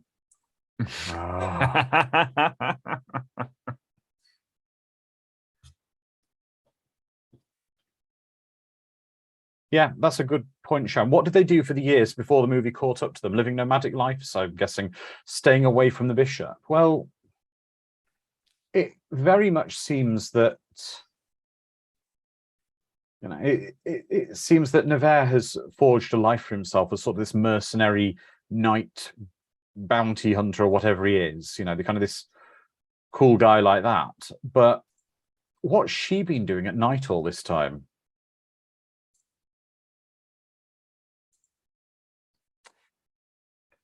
Yeah, I mean, it's still a big old chunk of time to get on with, to be productive. And in these days, you only used to live to like 25. So it's not, they'll be like ancient at this point. But are they only aging half as fast? You see, again, that's a but even faster when they're a dog. Yeah. But that's again something else I would have liked to have seen it. What about the fact they become sort of age displaced by only being human, aging at half the time from being human? There's probably people, though, Andrew, watching right now in the group who really love this movie, and I feel that we're just hating on it the whole time. No, we're not. No. I really enjoy this film, but it's got issues, but it's still fun. It's just not the best. But not every movie can be the greatest movie ever made. But it's about finding the joy within them. But Immortal Rumis says the really fantastic comment from our friend Immortal Rumis over on YouTube, which is the concept of this film would make a great TV series. If this would do better as a mini-series, so with a bit more time to flesh out the story. But set in current time, and it's like a police procedural drama. No, I don't think it needs to be set in like NYPD Ladyhawke. They use their unique skills. Yeah.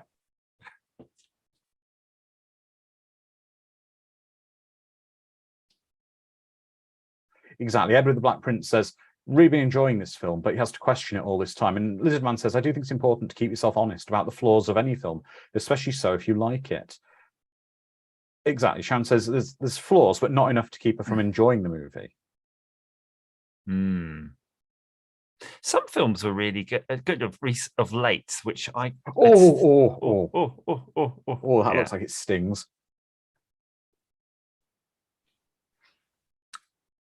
But there are definitely films you've seen that you'd almost consider flawless. That they were so good that definitely it diluted any negativity totally out. It wasn't even in your frame of mind.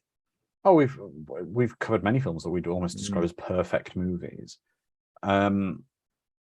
This certainly isn't one, but it's not. It's all right. It's just a movie. Yeah, but still, it's still got some good stuff in it. I wonder if it ever recouped its production costs. I don't think it ever had that cult status. I mean, it's obviously enduring, but not had the cult status needed. Wow. That's some skill, shooting fish in a lake with your...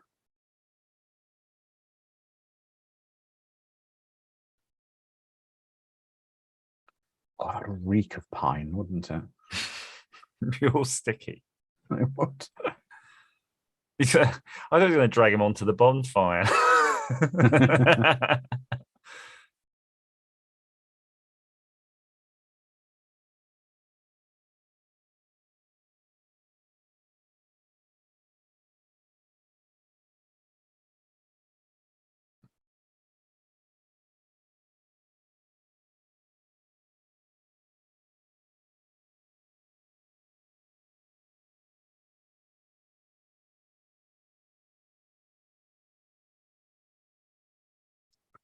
Oh.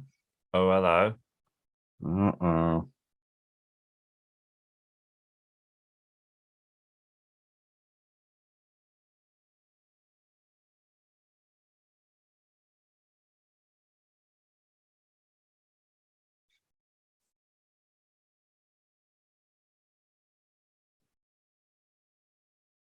Well, Sharon's saying it's weird to see the straps on the Hawk at times and then others not. Why would she need them at all?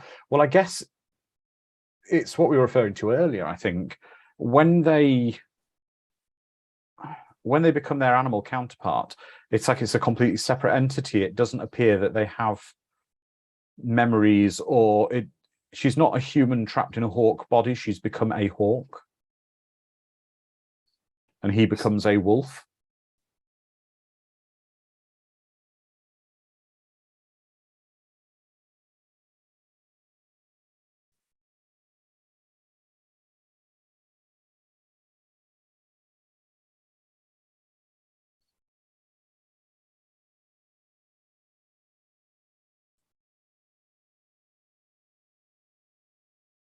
Mm.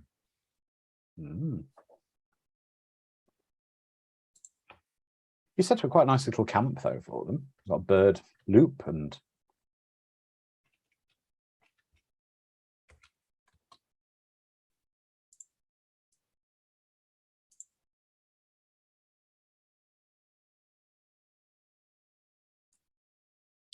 She said you should be nicer to me.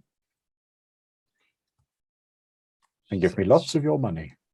She's seen attack ships on fire off the shoulder of Orion. That's right. And watching the sea beams glittering.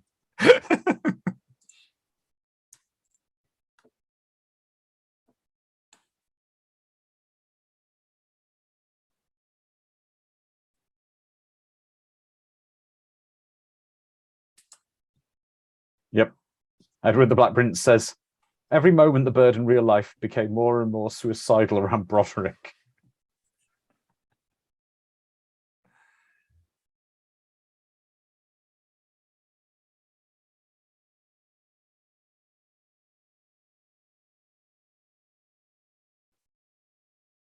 Not with each other, though. I don't know how... You don't often see many hawk-wolf couples in nature. Not legally. I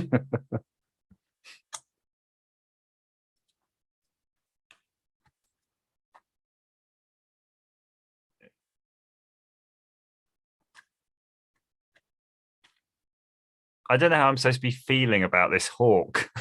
Yeah.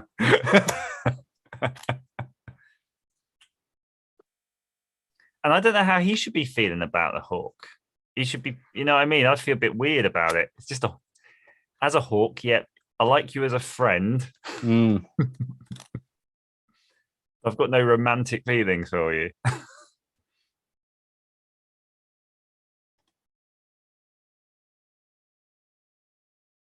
Yeah, okay, that's the other thing as well that's a little disgusting. I just looked it up. Hawks are like owls in that they don't, when they deposit their waste business, it comes out their mouths as a pellet, same as owls do. Out their mouths? Yeah, owls have some called owl pellets, basically, where they dispose of their waste product by vomiting it up. I always presumed owl pellets would poop. So don't they No. have a kalaka? Kalaka. My understanding is no. They got to have something. They got to have something the other end, surely. How it works? No, Because you're all the worm. You're just a fleshed out worm at the end of the day. Where would they lay their eggs? They have a bit to lay their eggs. I don't fully understand how the birds work, but hawks are the same thing as owls, where they have they're called pellets. A pellet in ornithology is the mass of undigested parts of a bird's food that some bird species regurgitate. The contents of a bird's pellet depends on the diet, but include exoskeletons of insects, indigestible plant matter, bones, fur, feathers, bills, claws, teeth. Yeah, and everything else that can be digested just comes out as normal bird poop. Yes. I don't really want to see Michelle Pfeiffer like vomiting up a skeleton. Do you think she eats stones as well? Because birds eat grit and stones, don't they, to help them digest?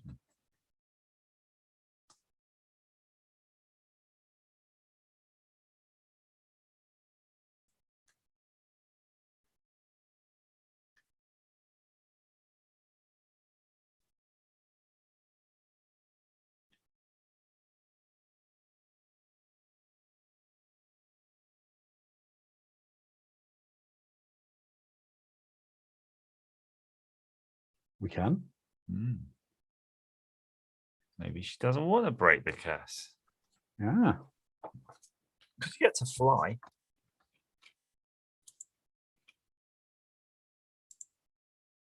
Yep, it's quite late on into the movie, shower, an hour and 25 minutes in, and now they're coming up with a plan to free themselves.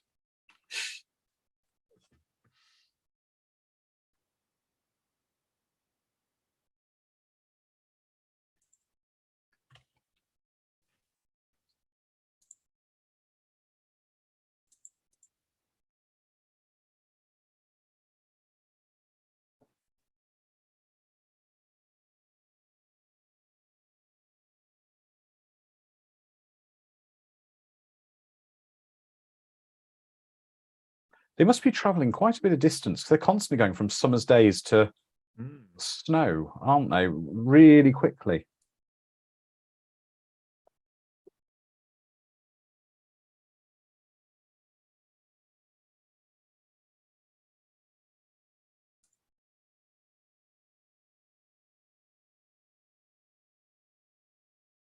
Mad Matt's saying, do we have an ongoing Eclipse theme running with Watcher in the Woods, which we watched last week? No, it's just coincidental. We've got 2 movies centered around eclipses.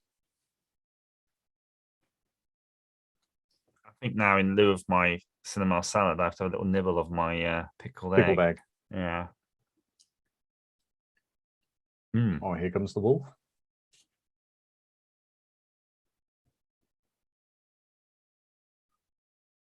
But she knows that the wolf won't hurt her. She saw earlier the wolf was walking quite happily with her.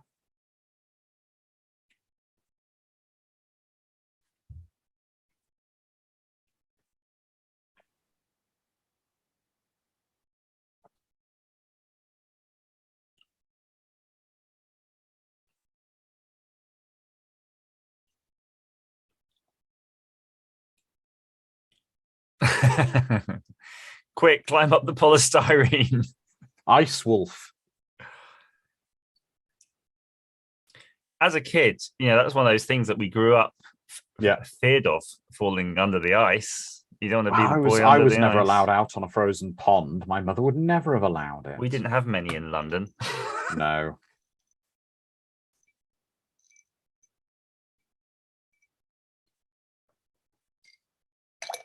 Rattlesnakes, quicksand, falling under the ice. Well, that's interesting. The sword has just jabbed it into the ice and it's staying in there perfectly.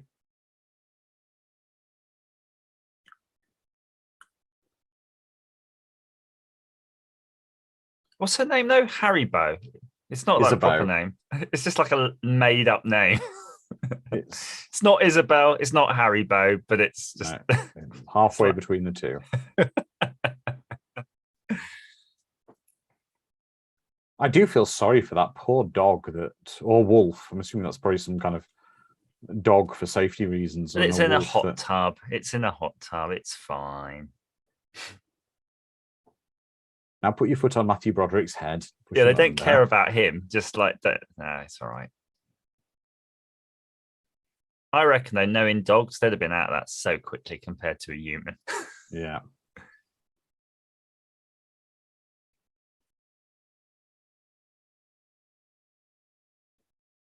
Don't lie on it. Have you seen those huskies? And they just sleep in the snow and they're covered in it. It's crazy, isn't it? That's because their coats are specific for that. Phonics saying, just leave him be. Just leave Matthew Broderick in the water. There's no space on the ice. Just push him back. Yep. Push him back in. Like the Titanic. That's right.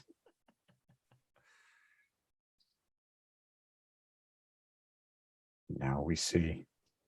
Oh, that in a pit of greenery.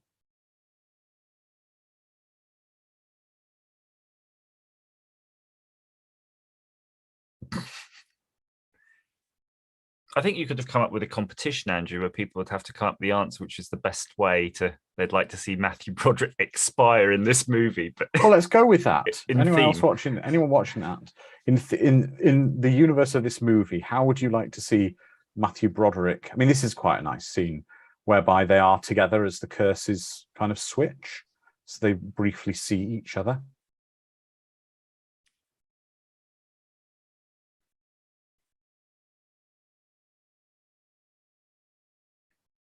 Ooh, there is some special effects there. Mm.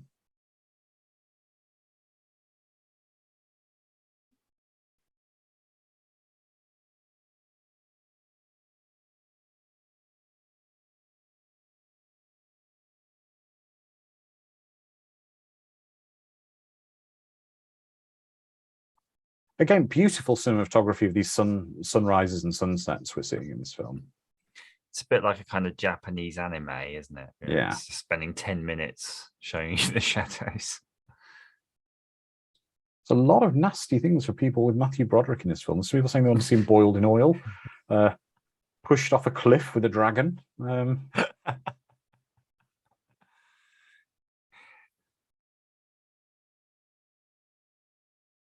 He could have anything like something quite what would be minorish today, like a burst appendix. You could just get tetanus from like a rusty nail through his foot, couldn't he? And you used to get all sorts of crazy stuff. Even now, there's stuff that if you didn't treat would take you out, but be like a fungal infection that just went awry. There's no caniston back then. Sharon's saying we're supposed to be feeling their heartbreak. It's just.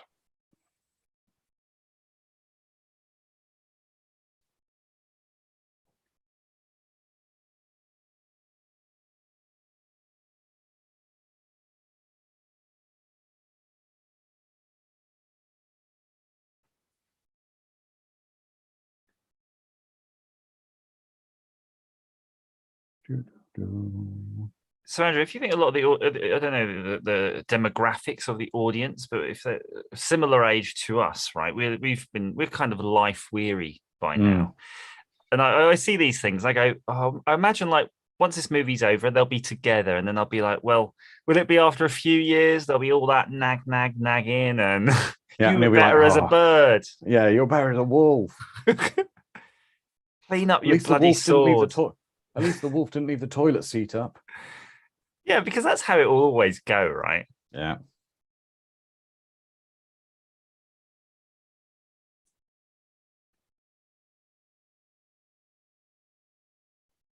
Ooh.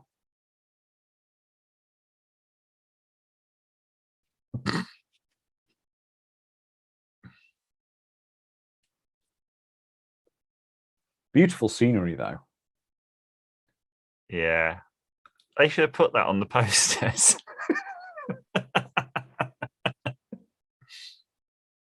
So I'm assuming that whenever he changes, what's happening is Matthew Broderick's character is having to basically go around and pick his clothes up and fold them up and put them neatly away for him, unless he's stripping off and...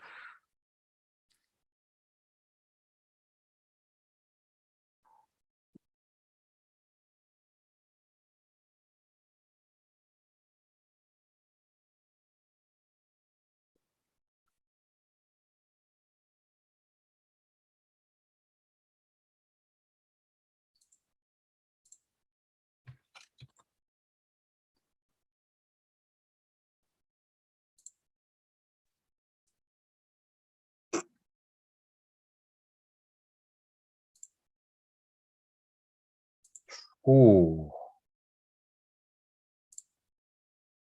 that looks painful. That might be what will kill him. Could be.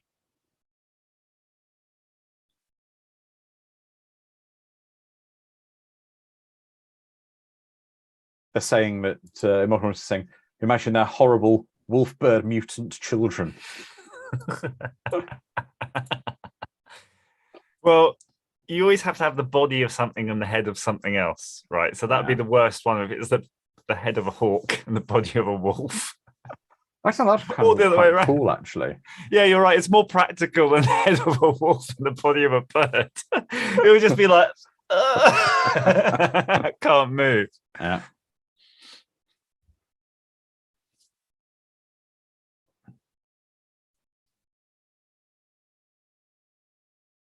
We're missing Comic-Con this weekend, Andrew. We could have gone to Comic-Con. Which Comic-Con is it? The one in London.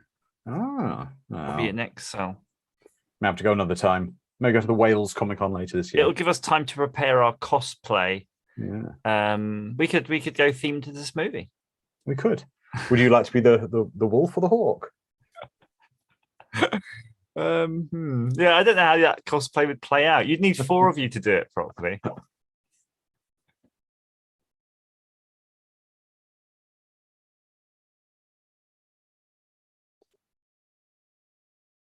There might have been some good June cosplay, actually. Yeah, there we go. But Immortal Rumours, exactly.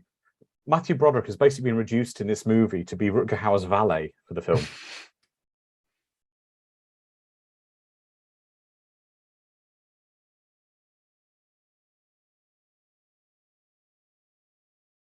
Oh, that didn't look like a proper yank that they'd practiced. Yeah, that looks a little bit aggressive.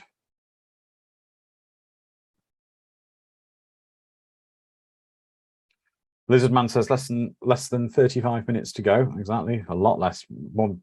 Actually, about 20 minutes to go. And expecting a badass climax with the evil bishop.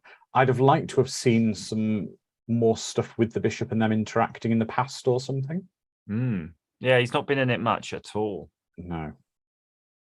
But will it be with the bishop? It'll be with that Captain of the Guards guy. He's going to be the main bad guy. I think the bishop. If there's going to be any fighting, the bishop's not going to fight, though, is he? He's got a pointy thing on the end of his stick they put a cork on, didn't they? Yeah, they put the little cork on. Like Dirty Rotten Scoundrels. That's right. Again, I'm quite liking the music here, though. That's the nice thing about you, Andrew. You always find the good in something. I'm liking the music there.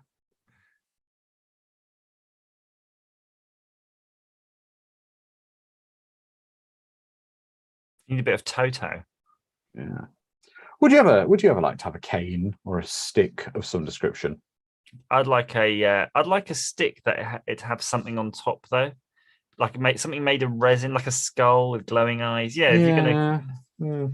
I mean, if I ever had to have a walking stick, I want a sword cane, but apparently they're illegal, which I think's wrong. Yeah. Well, what could you replace the sword part with? Something else that wouldn't be? Well, no, I'd only want a sword cane, to be honest. The idea of being able to suddenly put a sword out my walking stick would be brilliant. I think you should have like a pimp stick, and you could wear get some jazzy clothes. That's right, with a big hat with a feather in it. On your way to Harvester. Oh, good point. Could the bishop be accused of sorcery by the medieval militant Vatican Church back then? Quite possibly, because Rutger Hauer's character already said he was allied with the Vatican in Rome, so it could be one of the offshoots of religion. I suppose his paper, letter in his mouth. I've got one like that actually. Oh, look, there you go. Wow, you could. I think can my. Can you hold it like that? Yeah. Yeah. I think my brother bought it in Dover Castle as a kid, and I don't know. I nicked it off him, and I still got it. So there you go, Mark. If you're watching, it's mine now. Don't let him tell your mum. Yeah. If you want one, go to sort of English Heritage and ask if they've got any left over from 1986 or something. He loves trying to go through the grates in the middle of the bloody courtroom. Yeah. Oh, here we go. Frag Lord, very good point. This movie could do with a crawler to lay out the plot at the beginning of the film, like Star Wars style. But with Yeldy writing, with a really oldie font. Yeah. We could be watching Fraggle Rock. That's what you're doing. You're taking 2 hours away of Fraggle Rock time. I thought they were women in the purple robes, but they appear to be men. There's no way you'd be so casual about that, right? Someone stabbing your foot from a grate. You'd be I wouldn't think it was a rat. Little rats with swords. Well, you are getting into Fraggle Rock territory now. Those little guys making stuff all the time. Doozers. Doozers. It's a bloody doozer.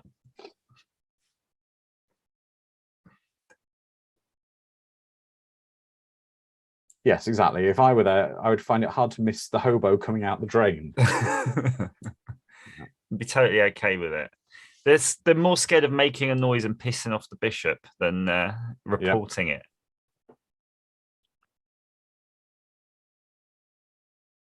And they are.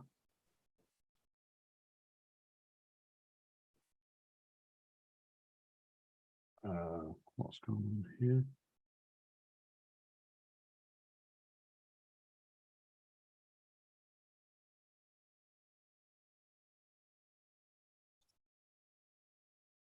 Oh, okay.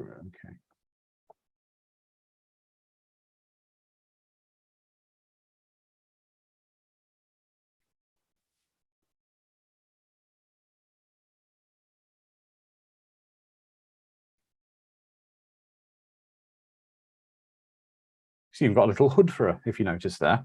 It's got all the accessories. That's right. You might have a little bicycle. I've seen that at the old zoo, and they let them ride the little bicycle. Sort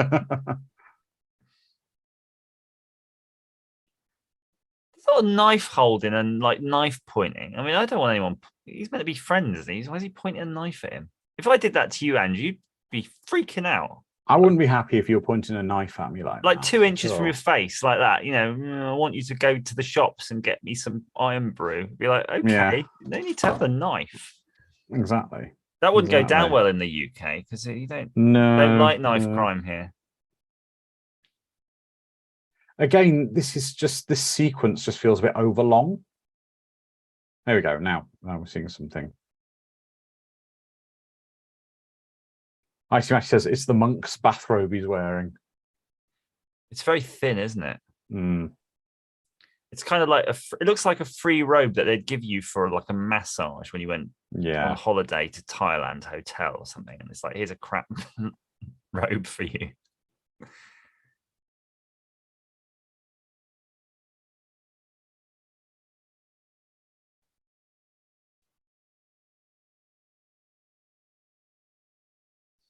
Oh.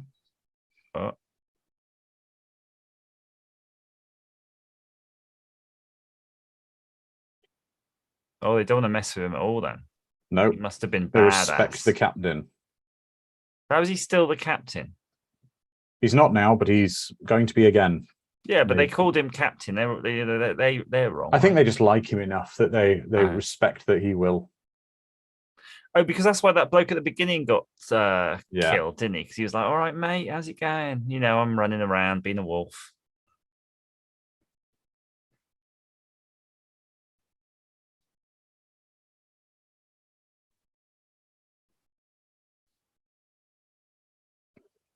Oh. That's an entrance, isn't it? Marriage. Marriage.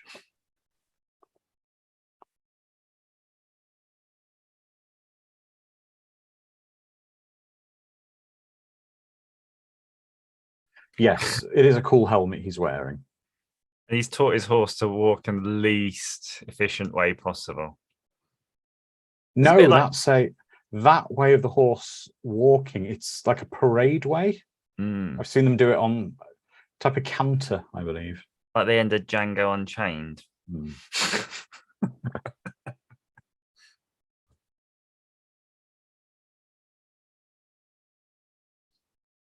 Here we go. It's unusual that the good guy's in black. He's fighting happy shopper Timothy Dalton. Yes.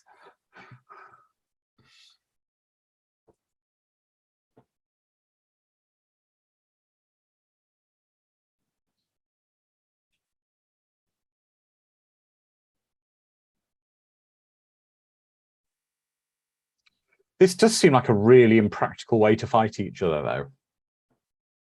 Well, they'd be used to it from doing jousting and stuff, wouldn't they? As Lizardman says, I don't think this church interior is an optimal jousting arena. It doesn't have any chairs in it, though, at least. No. Pews. He's just watching. They don't care. I wouldn't just be there watching all this that's happening, would you? I mean, it's like... Well, he's got the devil on his side. Yeah. Again, we're not seeing devil powers or anything particular. I'd have liked to have seen more of that kind of stuff. Hmm.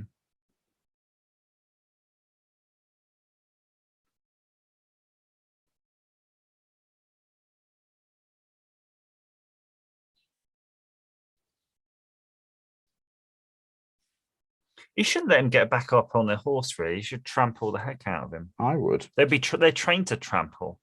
Yeah. Oh. Oh, no. Oh, that's going to cost a few quid.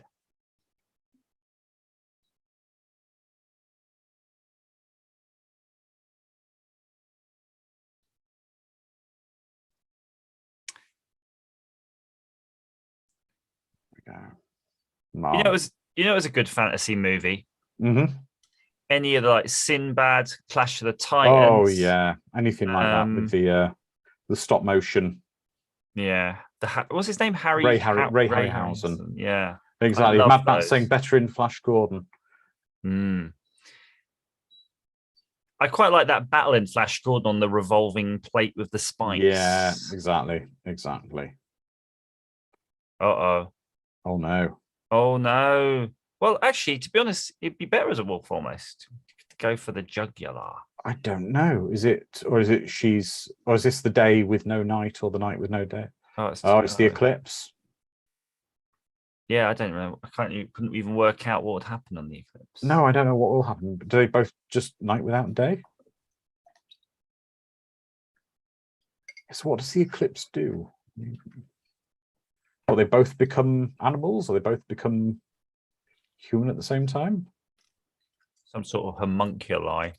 Yeah.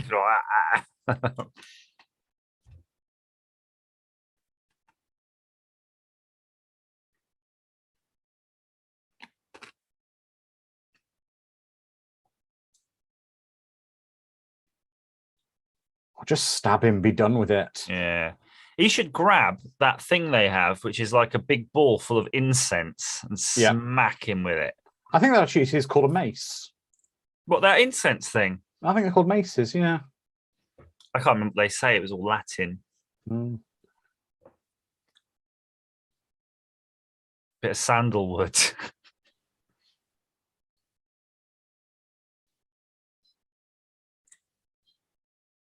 Just kill him. Might be done with it. He could have been played by Jimmy Nail. That would have been. I was thinking that. You're British. Oh.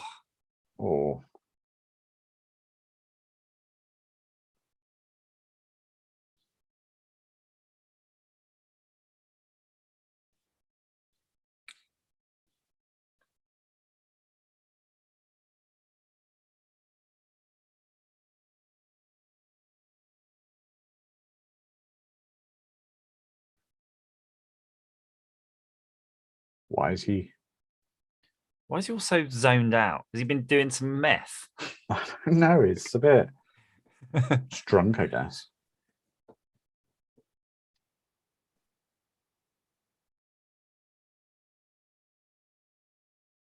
Oh, he's going to cut the hood off the hawk. I don't get it. Why? What's the point? What is it? If the Oh. hawk doesn't know it's night, it's not night.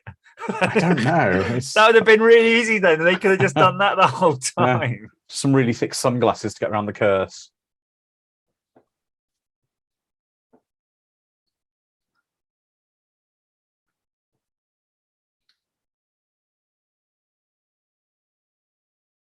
Is it the special sword? That's what you The want. magic sword, yeah.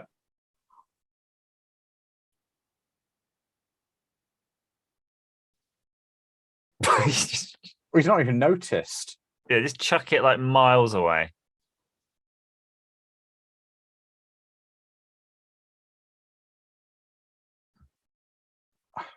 Pick the sword up and stab him. Maybe they're just not very sharp. Maybe they don't think about that. That's why they always had a knife in their girded by in their belt. In their bodkin. Their body in their sporran hole. Yeah. Again, this end battle feels rather drawn out. Well, they got to give you that 2-hour runtime that everybody loves.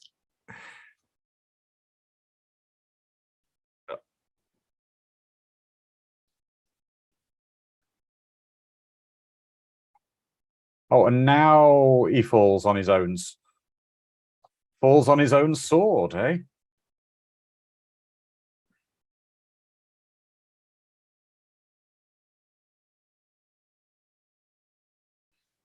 Again, though, if this was the new captain of the guard being killed by the old captain of the guard, I would have liked to have seen a bit more backstory between the two. Like they mates. were close, like close friends or something. On an unrelated note, I had a car blow up in front of me at Santa Pod yesterday, and wow, that was not as exciting as this scene has been so far. Oh wow.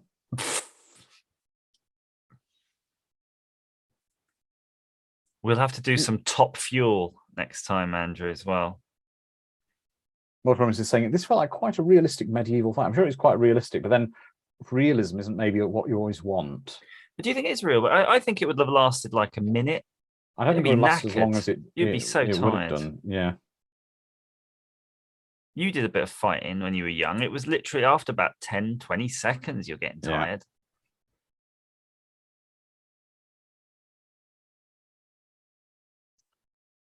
Gives me like, hang on a second, I need to take the cork off the end of my pointy stick. Hang on.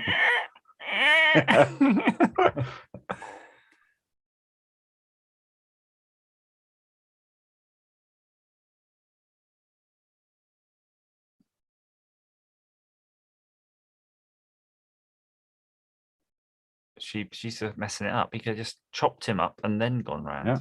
I reckon the guy's going to stab him with his pointy stick a bit now. Yeah. It's my prediction. Yeah.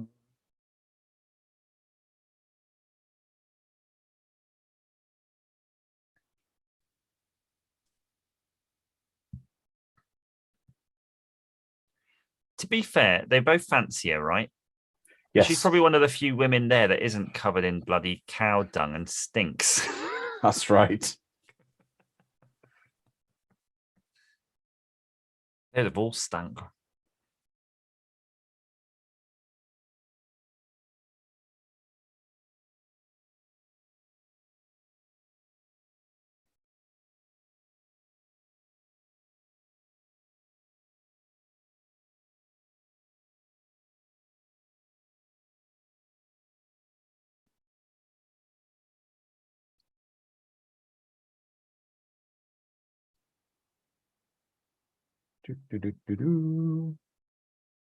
Yeah, Lizard Man's right. You know, eclipses don't normally last this long. That's true. It's a long eclipse. It's like that new movie now, isn't it? When the moon's coming into the earth. It is. I saw that advertised on the aeroplane, and I was like, nah, that looks really rubbish.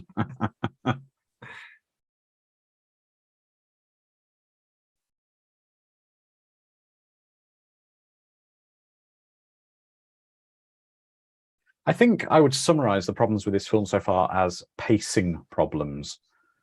It's trying to say, what it's trying to say is worthwhile. I feel that there's just too much. It's like every scene takes twice as long as it needs to happen. It's like watching Meet Joe Black. Mm. Good movie, but it does go on.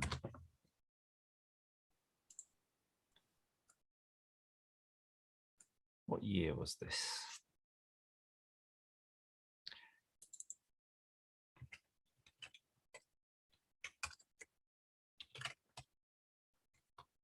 He's just remembering he's got a pointy stick.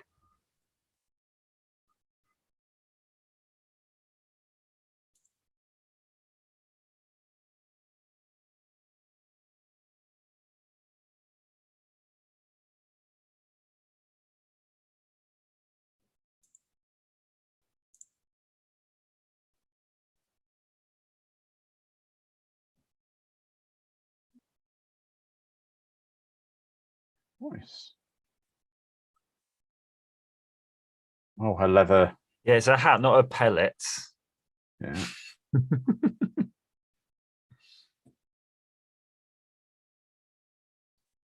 But I think it was mentioned earlier, though, that Legend came out the same year, right? Yeah, exactly. That would have made this look. Oh, here we go. Come on. He's doing constipated acting. Oh, he's taking the cork off the end. Oh yeah, look at that. God, that was with some strength. He threw that. Well, you knew he could do it. He did it in a tree earlier. Yeah, we threw it through him through the. And that little, you see that spiky bit down it? Remember, like halfway down. Yeah. If this was a video game, though, he'd now turn into the devil, and then you'd have to defeat him again, and you'd use all your stamina wheels and have extra like 10 hearts. Well, considering he's supposed he made a deal with the devil or whatever to do all this stuff, we really, it's like we need the devil in this film. Yeah, we haven't got a budget for it. Yeah, what did the devil get in exchange for this? What was? I don't know. Oh, he was taxing people and being a git, but he was probably doing that before. Yeah, the devil got involved. That was just being a medieval bishop, wasn't it? Taxing people and. Because what's the point selling the devil your soul? Well, because the devil would have got his soul anyway, because he was a bad one. So.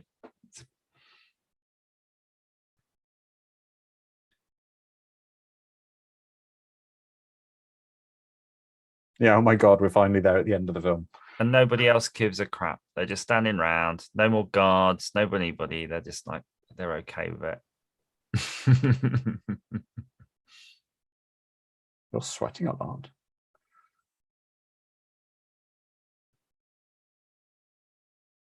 Don't worry, Eric. I'm going to tell you what we're doing next week in a minute. Eric really wants to go. He's had enough now. Eric's like, in another 2 hours, I will never, ever get back. That's right. He doesn't want to waste the next 5 minutes to see what happens.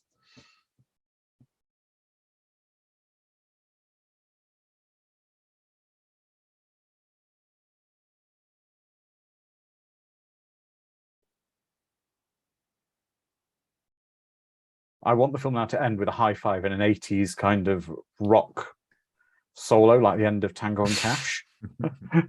Oh, what a movie. What a movie.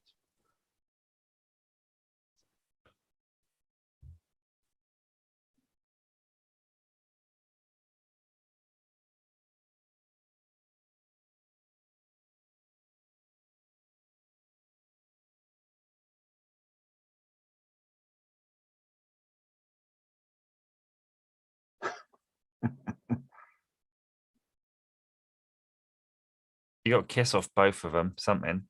Yeah. Exactly. Onzi says she friend zoned him. Yeah, now he gets to hold hands with an old man. Yeah.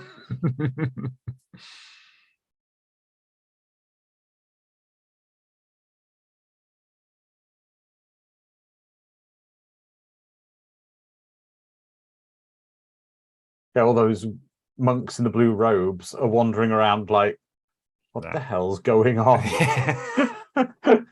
Yeah, because for them, they didn't see any bird or wolf action, right?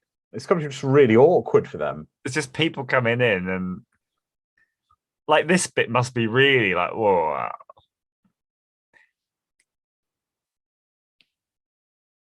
Get out, get out. Waft them away. Yeah.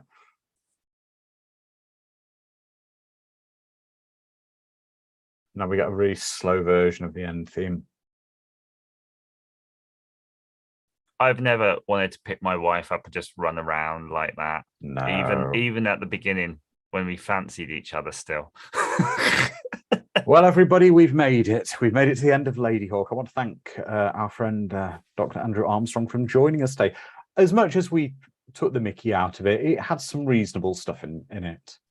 Pacing was its biggest problem, I would say, though. Well, it's entertaining, right? It's even a movie you can talk about and bitch about is its own form of entertainment, isn't it? It's not a terrible movie though. There's definitely it's certainly not a terrible movie. It's a very beautiful movie in a lot of places. Some of it looks absolutely fantastic, and some of it's great. I just think that the script could have been tightened up a bit, and it could probably have lost half an hour of runtime to make it move a bit quicker. You just need to now go and watch any Steven Seagal movie, and then you'll go, that was amazing. That Ladyhawke. Well, everybody wondering what we're watching next week. Our friend Dom will be returning, and we will be sticking with our In Search of Legends series. We are going to be watching Highlander, the original. Oh, that's a real treat, isn't it? That is a fantastic film.